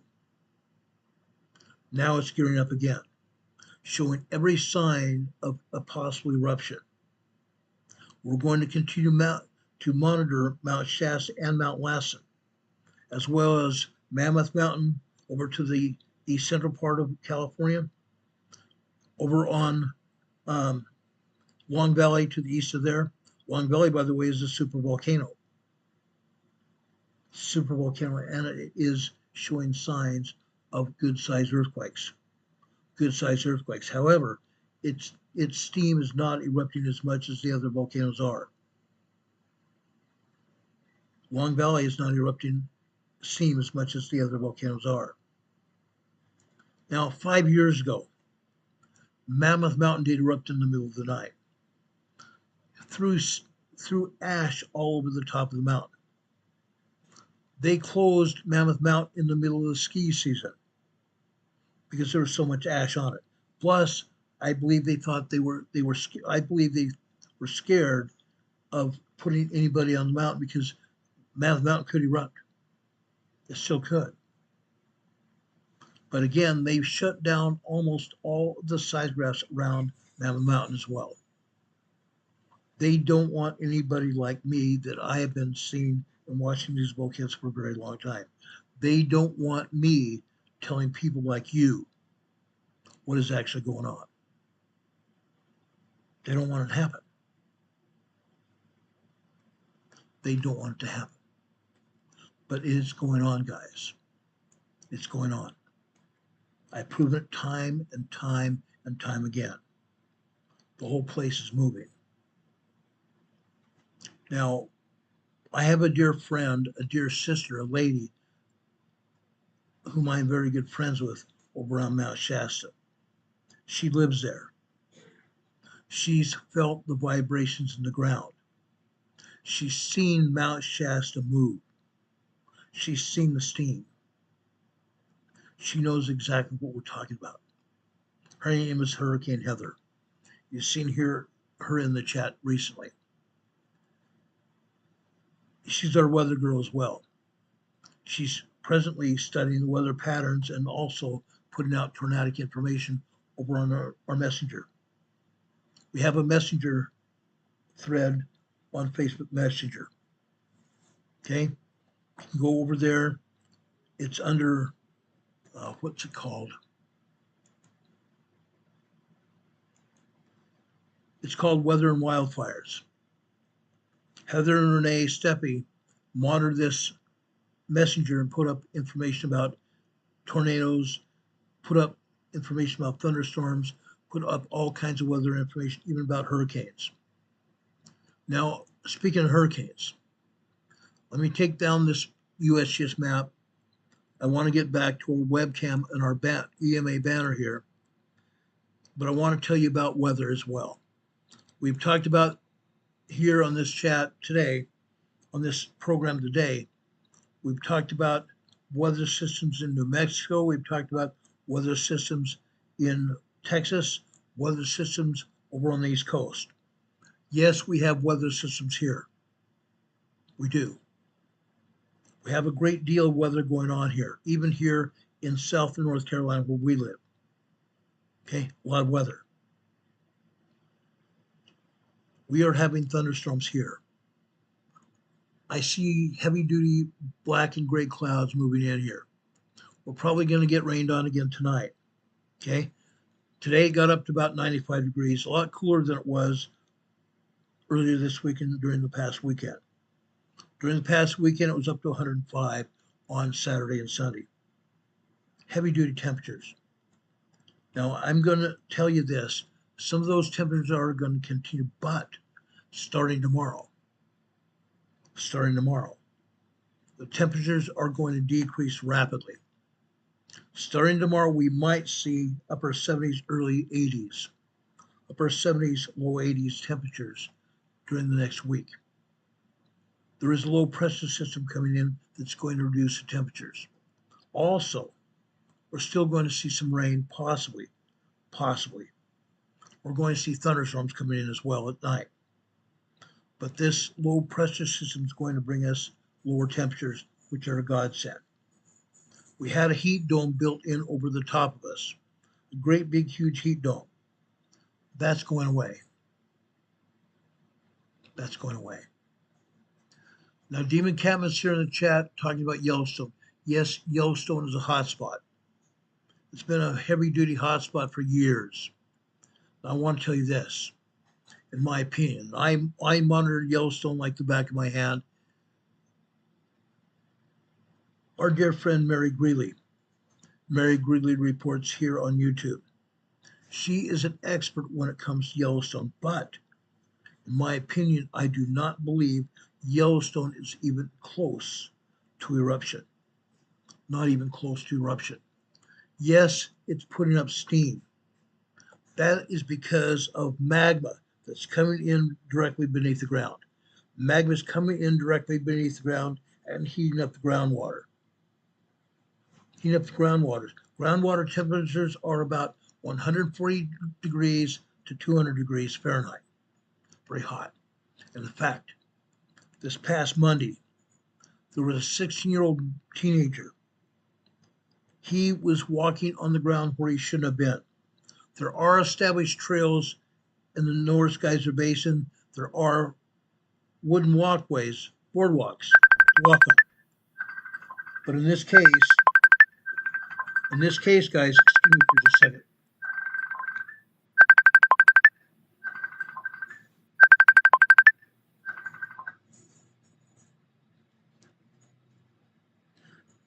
Mary Napolitano was trying to call me on Messenger. That's what you heard. I'll get her in a few minutes. But again, Yellowstone is not going to be erupting anytime soon. But the magma beneath the ground is heating up the water field, heating up the groundwater. The young man was hiking off trail. His weight of his body broke his foot through the very, very tender crust of the earth. Okay? The dirt underneath him fell, cracked. His foot sank into the very hot, boiling water of a thermal area. He got severely burned. They rushed him off to the hospital. We don't have any idea what condition he's in. But he broke through that small, brittle barrier. Heat turns that ground into brittle, like I'm going to say pretzels, very brittle. When any kind of weight is put on it, it breaks. And anybody walking around that ground is going to fall into that hole, going to fall into a very thermal, hot spring. And you may not get out of it. Just a couple of months ago, a bison, a great big, huge, burly bison wandered into a thermal pool, scalded himself, and burned him to death. The Forest Service had to drag the body out of the thermal spring and then take it away. Yellowstone is dangerous, but if you follow the guidelines set by the Forest Service, you're not going to have a problem. You're not going to have a problem. But if you don't follow it, you might have a problem. You might have a problem. Wilson said, don't say Yellowstone out loud. I've said it. I'm not afraid of it. Yes, YouTube doesn't like it. Too darn bad. YouTube hasn't liked anything I do at all. Like I said, some of you that just came here in the chat or came here and were watching our program, some of you have heard me say before that I had another channel. And YouTube took that channel down because they didn't like me talking about COVID. They didn't like me talking about the jab, the vaccine. But I was telling the truth. Now, all the information that I was talking about is true. All the information come out of the closet. It's all true. I make sure that anything I talk about on this program has been verified and verified again. I double check everything. I don't want to put anything out that's not even close to being true. Not going to happen. Not going to happen. But I was talking about COVID, they didn't like it. They took my channel down for 24 hours. Next time they took it down for a week. Next time was 2 weeks. Then they took it down for 4 weeks and gave me an absolute warning the next time they would take me down completely, which they did. 2 days later, I started this channel. I've been up ever since. So I have actually been broadcasting almost nonstop for 6.5 years. Almost non-stop for 6.5 years. I'm not going to stop. Scott Vrabel is here in the chat saying, you speak the truth, that's why. Yes, YouTube did what they were told by the Biden administration. The former president administration was telling the social media giants to censor everybody, which they did. They stopped a lot of channels from going forward. Quite a few channels did not come back on the air. And in fact, many times YouTube kept them from coming back on. They didn't keep me from coming back on. But after that, I was very careful. And now I can talk about almost anything I want without any kind of censorship. I'm going to continue doing that. I believe in truth. I believe in honesty. And I also believe that everybody deserves to know what is really the truth and what's really going on. I talk about politics, yes. I absolutely do talk about politics. Because the deep state, okay? Some of you don't know what the deep state is. The deep state is New World Order, the NWO. They want to take over the United States. Why? Because the United States of America is a barrier to them from taking over the world. They want to have complete control of the world, and the United States is standing up against it. at least for now, President Trump. They tried to take Trump down. It didn't work. They tried to prosecute him and put him in jail before and during the time he was running for president. And in fact, New York federal judge Boasberg, actually he's not from New York, he's from Washington, I'm sorry. Federal Judge Boasberg, he's a Democrat, dyed-in-the-wool Democrat. He hated President Trump. He tried to make sure President Trump was going to go to jail. He and the justice system in New York tried to put Trump in jail. Put him in jail into New York State Penitentiary to keep him from assuming the presidency of the United States. They failed. Why? Because the state prosecutor, the state attorney general was bad, criminal bad. Now she is facing prosecution herself for wrongdoing. The Georgia state prosecutor there, south of us is Georgia. The Georgia state prosecutor did the same thing. Now she's facing going to jail herself. Yeah, wrongdoing. Well, then went after President Trump. They failed. The one judge ordered a gag order on President Trump. A gag order, telling him he could not talk about anything. This was a presidential race last year. Right before the election, he's telling President Trump he cannot talk about anything. Really? He's a politician running for the highest office in the land, and this stupid judge trying to tell him you need to shut up. Really? It didn't work. That same judge is now up on charges that he violated the law. His own daughter was one of the fundraisers for the Democrat Party, making millions of dollars. His daughter's also being investigated as well. His own wife is also being investigated for wrongdoing. Judge, his wife, and his daughter are in trouble. The New York State Attorney General, the chief prosecutor of the state of New York are in trouble for wrongdoing. Every one of these judges are in trouble. And now, the United States Supreme Court, as of last week, has now told the federal judges, all of the federal judges across the entire country, you cannot put a gag order on the president. You cannot stop the president from issuing executive orders. That's exactly what some of these federal judges were doing around this country, trying to stop President Trump. And yet, guess what? It was unconstitutional. It was unconstitutional. All these Democrat judges failed. They're still failing. And soon there won't be any more Democrat judges here in this country. They've all been exposed. Every last one of them has been exposed. Now, I called them like I saw. To me, and you can say that wrong and you're wrong. I don't think so. I've been involved in politics for a very long time.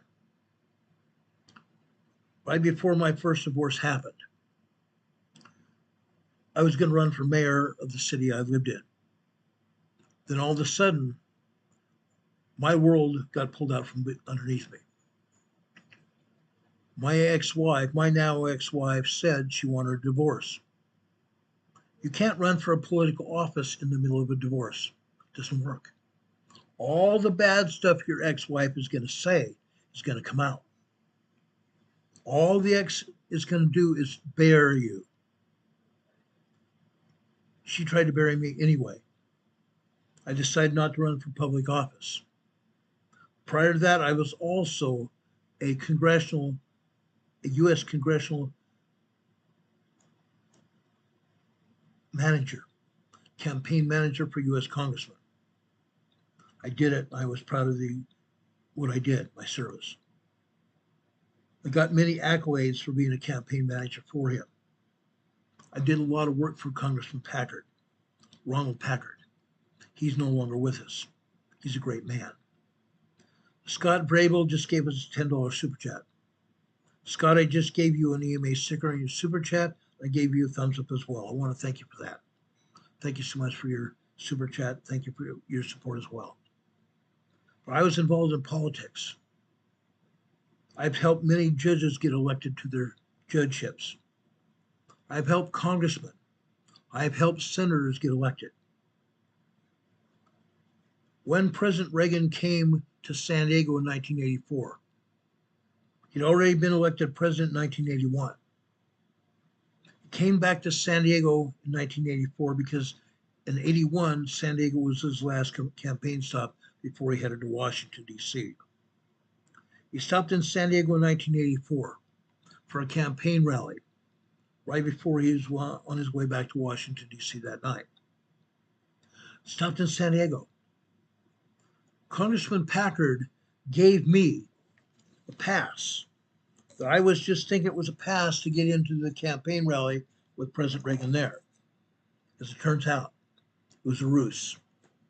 The campaign, or the rally pass, was to sit on the stand with the President of the United States and the congressmen and their aides, the senators and their aides there on the podium. So I got to sit there. I was escorted there by a Secret Service agent.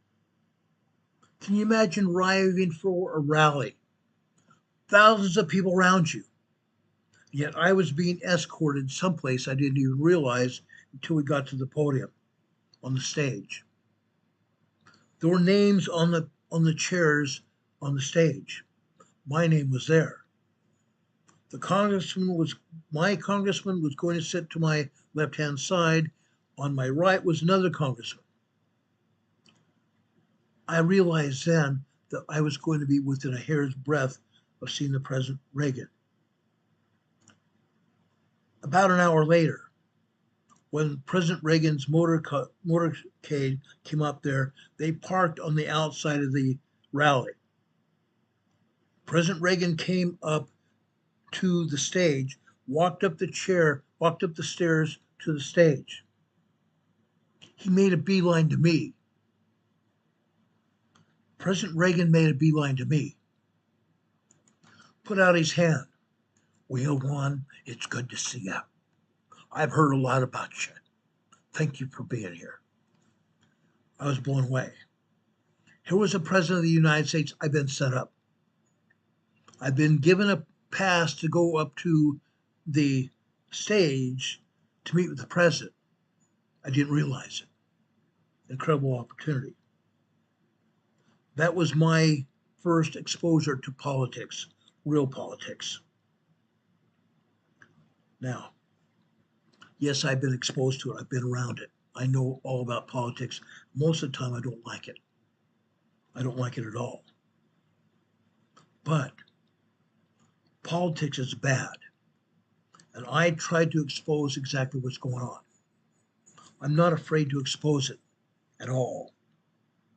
I'm going to do that because our very lives depend on me putting out the information. That's what I do. That's what I do best. I give out emergency information about emergencies and disasters. I tell you what's going on. And on Fridays are Preparedness Fridays. I give out emergency preparedness information so all of you will know what's going on to save your own lives. Literally to save your own lives. That's what I do, and I'm very good at it.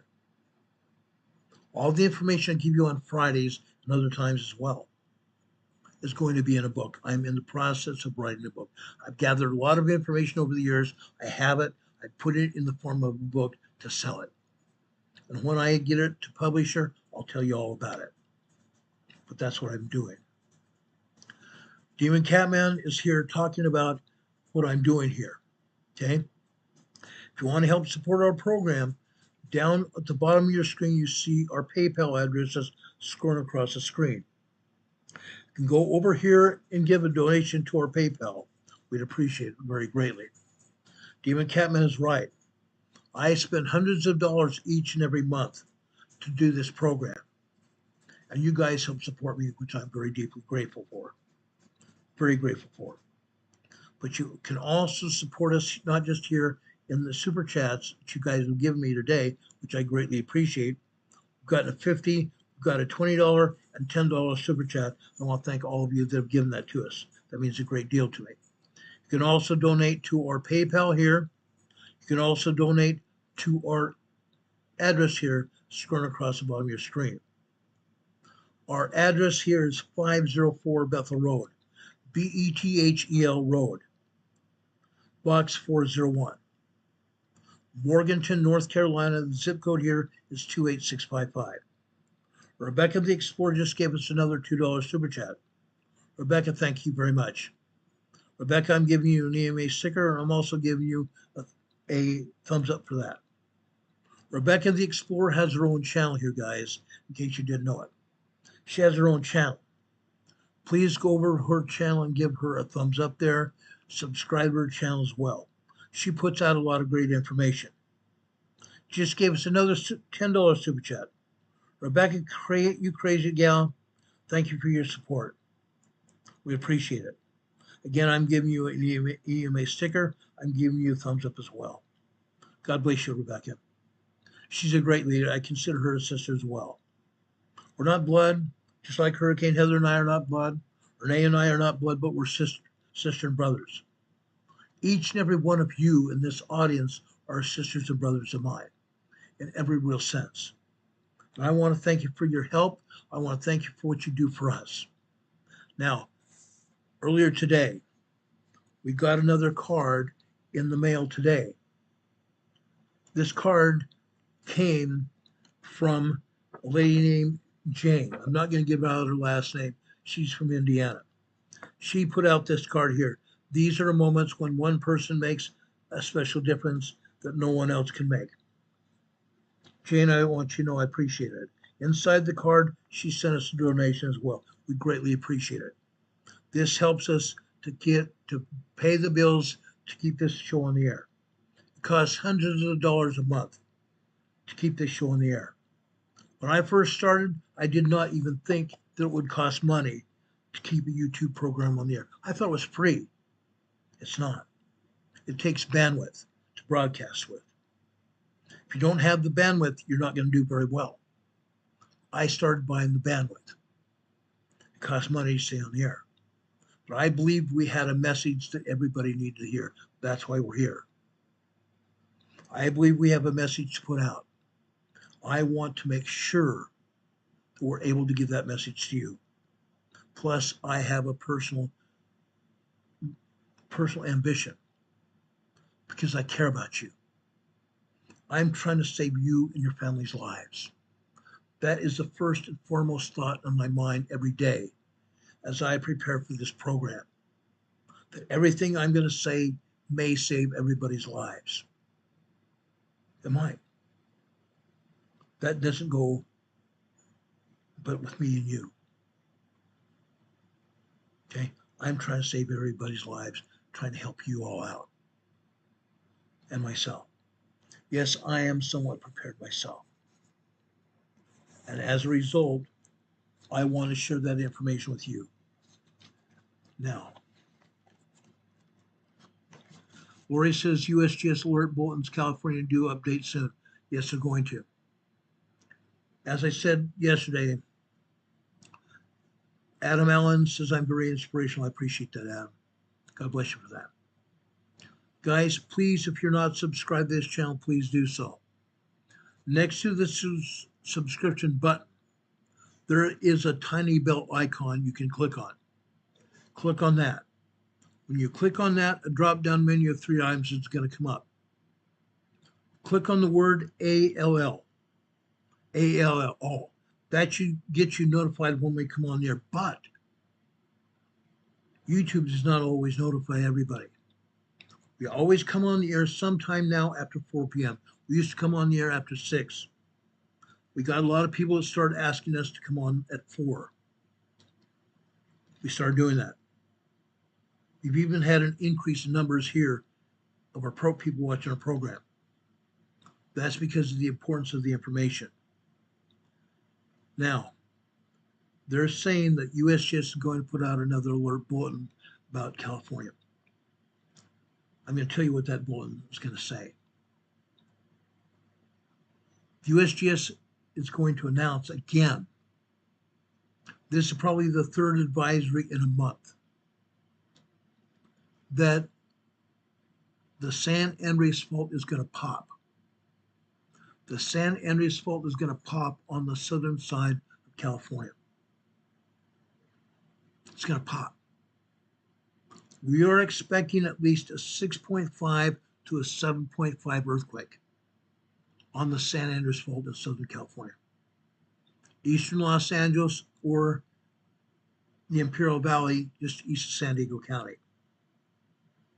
Last time we had a very strong major earthquake, a 7.1 earthquake, was in August, excuse me, not August, April 3rd, 2010.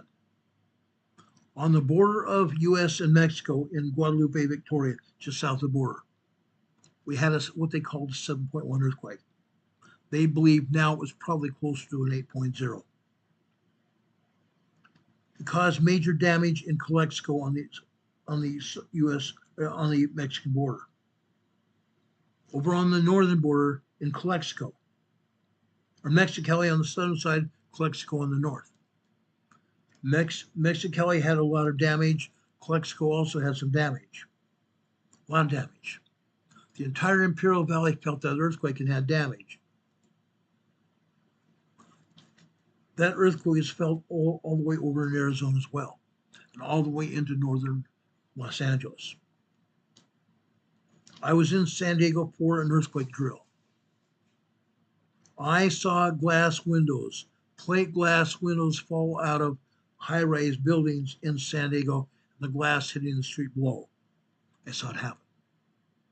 It happened all over Southern California. That earthquake was just south of the border. We are expecting another earthquake probably in California itself, either in the Imperial Valley or over just east of Los Angeles. A 7.5 earthquake. It's going to do a lot of damage. It may hurt or kill a lot of people. Yes, I'm using that word.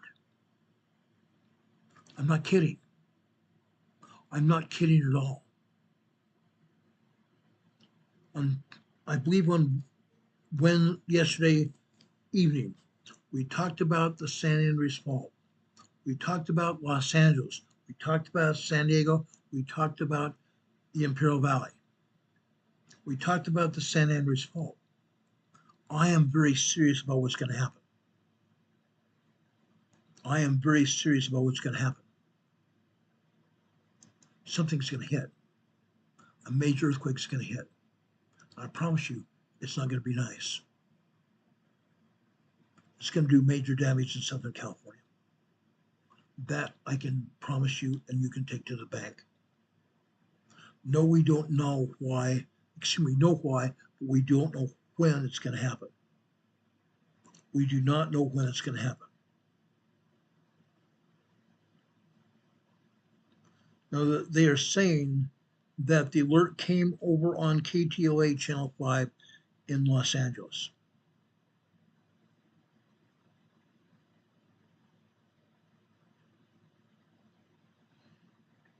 I think somebody in the chat just also said that.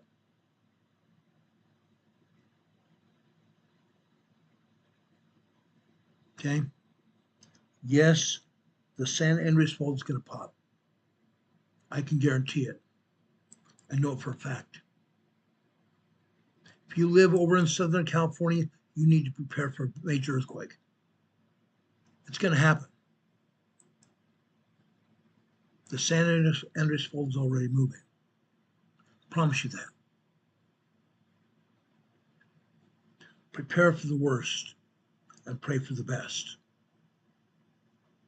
Channel 5, Los Angeles, KTLA Channel 5, special alert. Lori in the chat put out that message.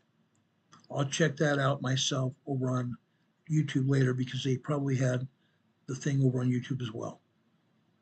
If they had it on YouTube, I'll put it out tomorrow. I promise you that. Anyway, guys, that is my report about Southern California. Yes, it's going to happen. Now, Scott Brabell is saying he's over near the pneumatic fault. What do I know? The pneumatic fault is going to pop, probably within the next 2 years. USGS is not showing anything today. They haven't shown anything in about a week. Prior to that, they were showing about every other day a 2.5 minor earthquake, 2.5, 2.7 minor earthquake, either over in Missouri, Arkansas, or over in Western Tennessee. But what they're not saying, there are larger earthquakes happening on the pneumatic fault every day. Every day. Arkansas especially. Mark Tree, Arkansas is having 3.0, 3.5 earthquakes on a daily basis, many times a day. Not just once or twice, but many times a day. Various places in Missouri are having 2.5s, 3.0s, and 3.5 earthquakes. Tennessee the same way, happening. When I first started this program 6.5 years ago, people were asking me about pneumatic, and I said, don't worry, nothing's going on. Nothing's going on. I kept checking it. All we had were 1.0s, 1.2s, 1.5, 1.7 tremors. Then 3 years ago, we started having 2.5 minor earthquakes, 2.7 minor earthquakes, 2.9. And the last year and a half, we've been having 3.0s, 3.5 earthquakes, and now even 4.0, 4.5 moderate earthquakes on the pneumatic fault. At this rate, I think we may have, maybe, this is a huge maybe, we may have up to 2 years before we see the major earthquake happen on the pneumatic fault. The Cascadia, I'm not giving it more than 5 years.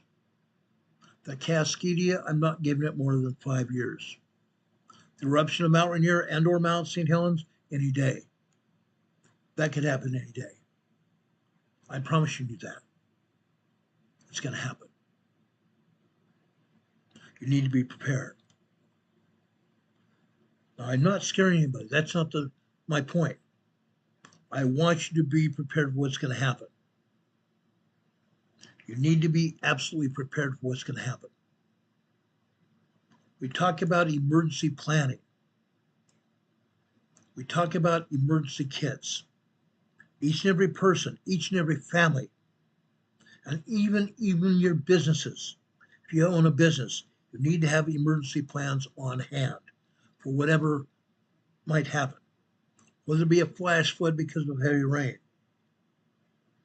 whether it be an earthquake, whether it be a tornado, whether there is a railroad car that derails and pours chemicals out on the earth, causing all kinds of heck and damnation with fumes that are going to kill people. Yes, that happened over in Ohio. And the authorities handled it completely wrong. They actually spread it. They spread what was going on. They spread it to the air, they spread it in the water, they spread it all over the land. It happened.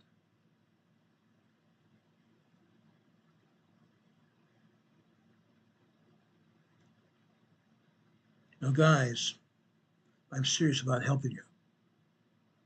I'm putting this information out because it's important. Now, all of a sudden, I'm being buffered. I'm being buffered over on my own channel because this agency, this venue, does not like what I'm saying. The wheel on the bus goes round and round. So what does what is going on here? They're buffering me. But what I'm telling you is true. What I'm telling you is true.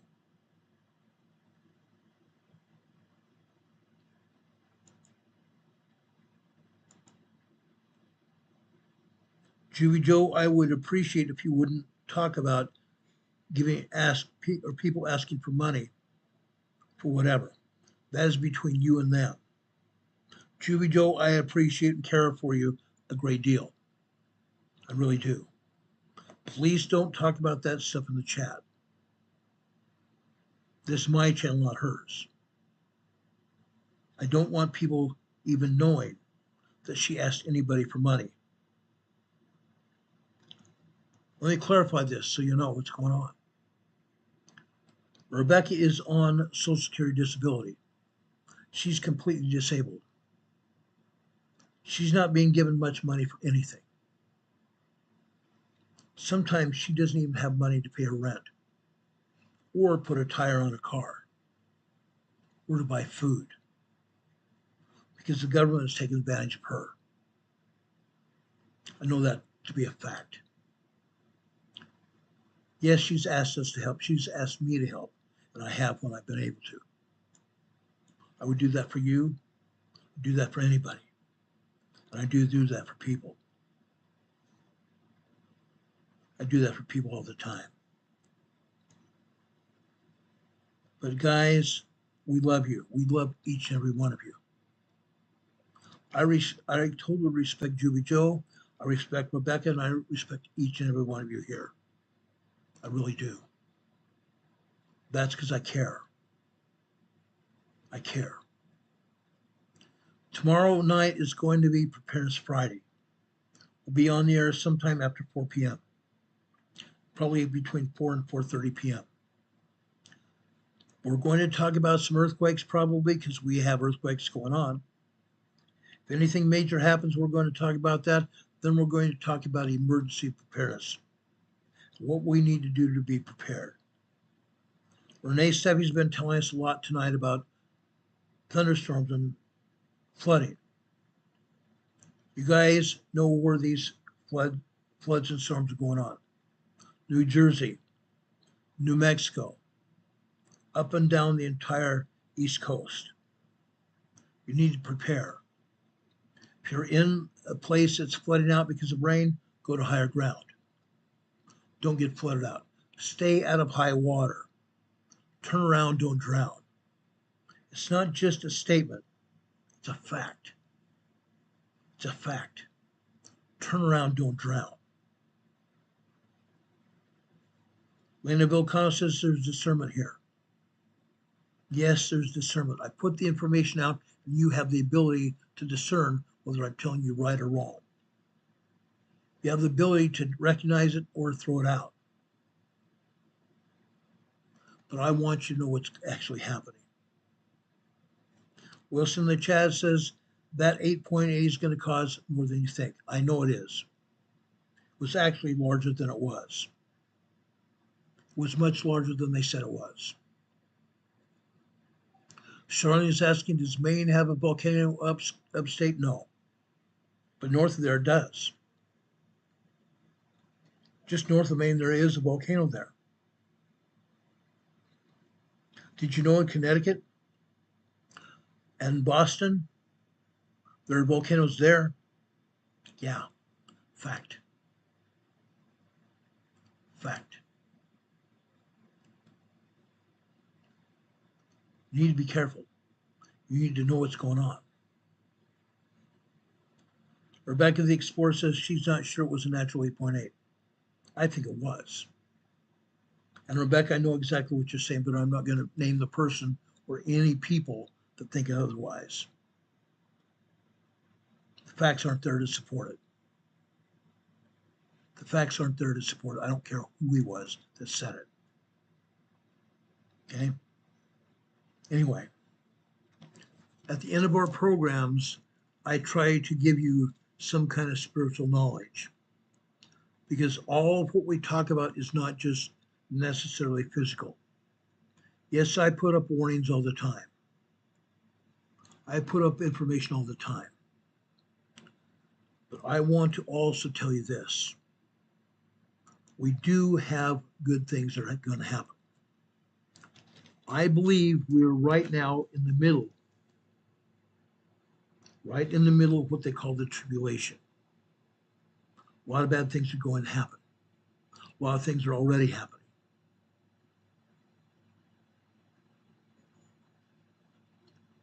We are in the tribulation. We need to prepare for the second coming of Jesus Christ. In my humble opinion, my own opinion, I believe Jesus Christ will be here any day, at any time. Now, I'm going to read several scriptures to you. This one comes from 1 Timothy chapter 6, verses 18 and 19. That they do good that which they do rich in good works.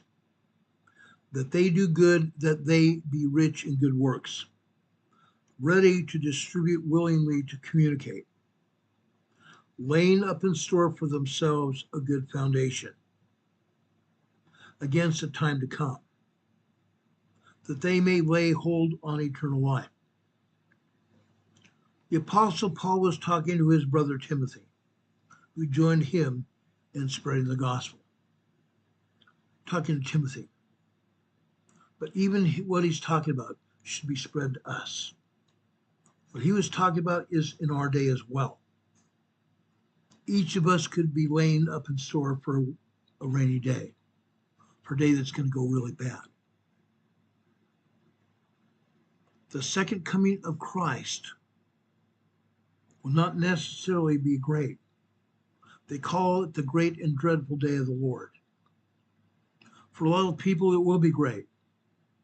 But for many people, it will be bad. It will be bad. Guys, we need to prepare for the worst. But we also need to prepare for eternal life. In the second epistle to Timothy from the Apostle Paul, first chapter, verse 7. For God hath not given us a spirit of fear, but of power, and of love, and of a sound mind. Again, what we are talking about is not to build fear in anyone. But what we are talking about is to build faith, is to build character, and it is to prepare everybody. We are here to prepare everybody. Our families, our friends, ourselves, and everybody around us. We are trying to prepare the world. Our message, I thought, when I first began this channel, was to people here where I was in Utah, around the western United States, and all over the United States. But I soon found out that our message was going all over the world. I had people messaging me from Indonesia. I had people messaging me from way down in New Zealand.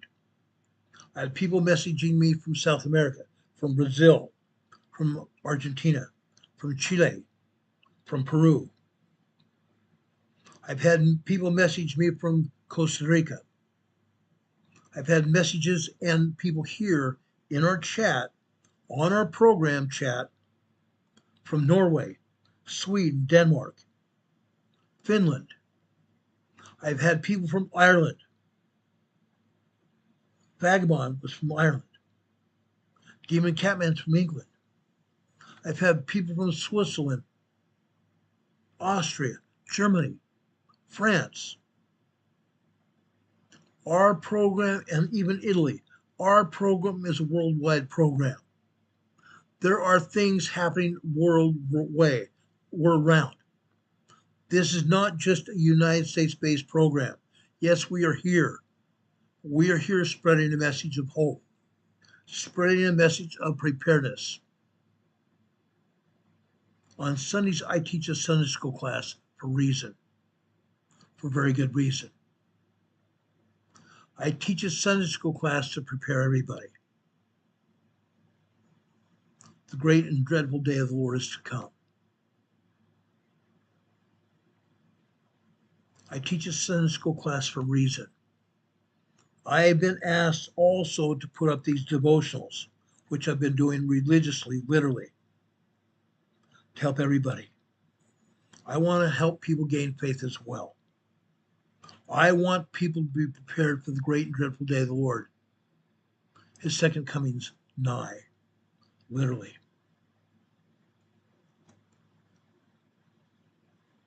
The entire world is in turmoil. The United States of America is in turmoil. Turmoil, guys. We need to prepare. Lena Volcanoes here in the chat saying, I love this God-given channel. Lena, you're right. Before I started this channel, April 3rd, 6.5 years ago, a member of the clergy, member of my church, came over to see me. He and I both talked about YouTube. He had a short YouTube channel for his congregation. I asked him about YouTube. He knew my love for earthquakes and science. He knew my love for the word of the Lord. So I started my YouTube channel. Then COVID hit. Then a leader of my church asked me to teach Sunday school on my channel for our congregation and others. Pretty soon I noticed that I had not just a local congregation. Our Sunday school class was made up from people around the world. I still do it.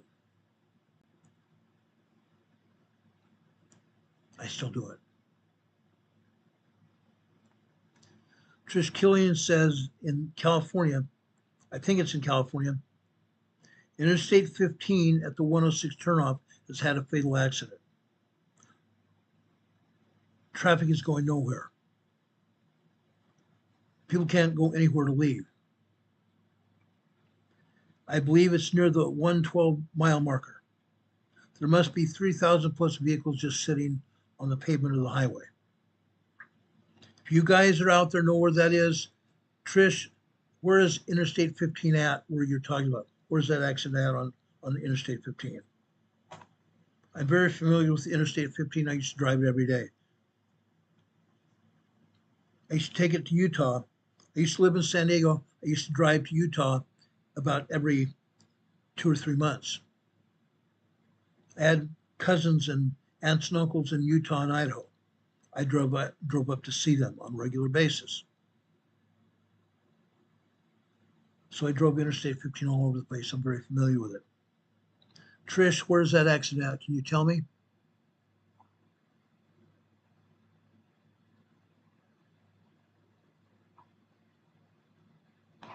I've seen bad accidents. I was an accident investigator when I was a police officer. In fact, I became the chief accident investigator, I believe it was in the mid-90s.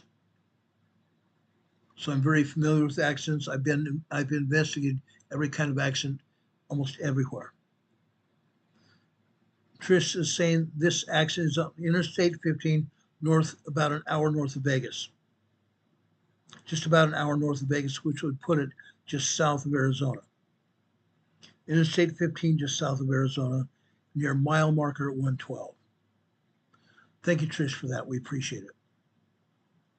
We appreciate it greatly. Our buddy Demon Catman is a great man. I've known Demon Catman for about 5 or 6 years now. He put up helpful information for me, helpful information for each one of us. He said, you, the EMA family, are the associates. We help each other to be more prepared and to be safer in the events beyond our control. Share the information to help more people. Demon Catman is absolutely right. That's exactly what we do. We just shared the information about a traffic accident. Trish, thank you for sharing that information. God bless you. Trish Killian and her husband have been very good friends of mine for a lot of years. Thank you so much, Trish. Tell your hubby hi for me. I love you guys. I do. Guys, we've come to the end of our program. I've given you my devotional, telling you of my belief in Jesus Christ, telling you to be prepared. Today's program was nothing about fear. I don't preach fear. I don't preach contention. I tell everybody what's going on. Trish is saying it's mile marker 106 north of Las Vegas, about 35 miles, near Mormon Mesa. Mormon Mesa is an area where the Mormon pioneers came from Utah into Arizona and Nevada. Guess what? Guess who settled Las Vegas first? The Mormon pioneers. Guess who settled San Diego? The first settlers in San Diego were Mormon pioneers, part of what they call the Mormon Battalion. When the Mormon Battalion was on its way westbound from Illinois, they were met by, I believe it was a colonel or lieutenant colonel from the United States Army. At the time, the United States Army was battling the Mexican militia.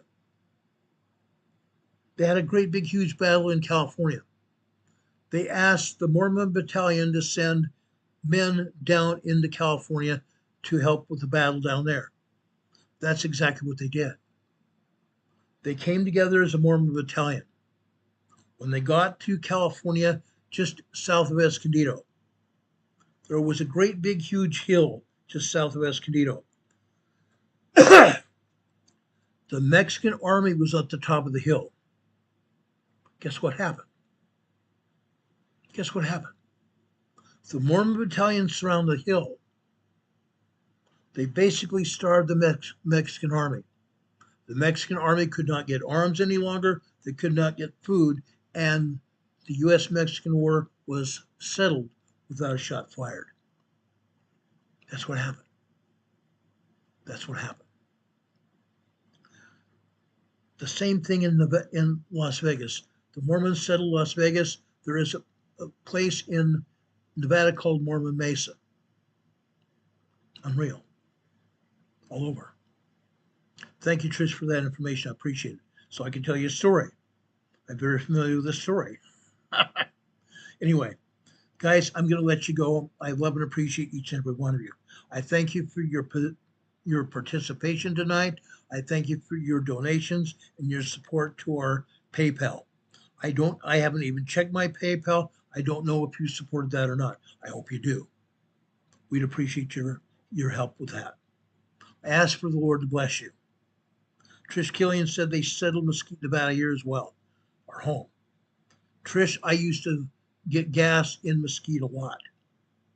I've ate at restaurants a lot in Mesquite before. Mesquite is a great little town. It's no longer little, it's a pretty big sized town. I love it there. I love each and every one of you guys. I do. I care about each one of you. I ask God to bless you. God to be with you this and every day. I love you all very much. I hope you have a good night and a better tomorrow. If anything else happens tonight or tomorrow morning, we'll be on the air to tell you about it as soon as the information becomes available. God bless you. God be with you until we meet again. We'll see you on the other side. Have a good night, everybody. Much love. See you soon. God bless.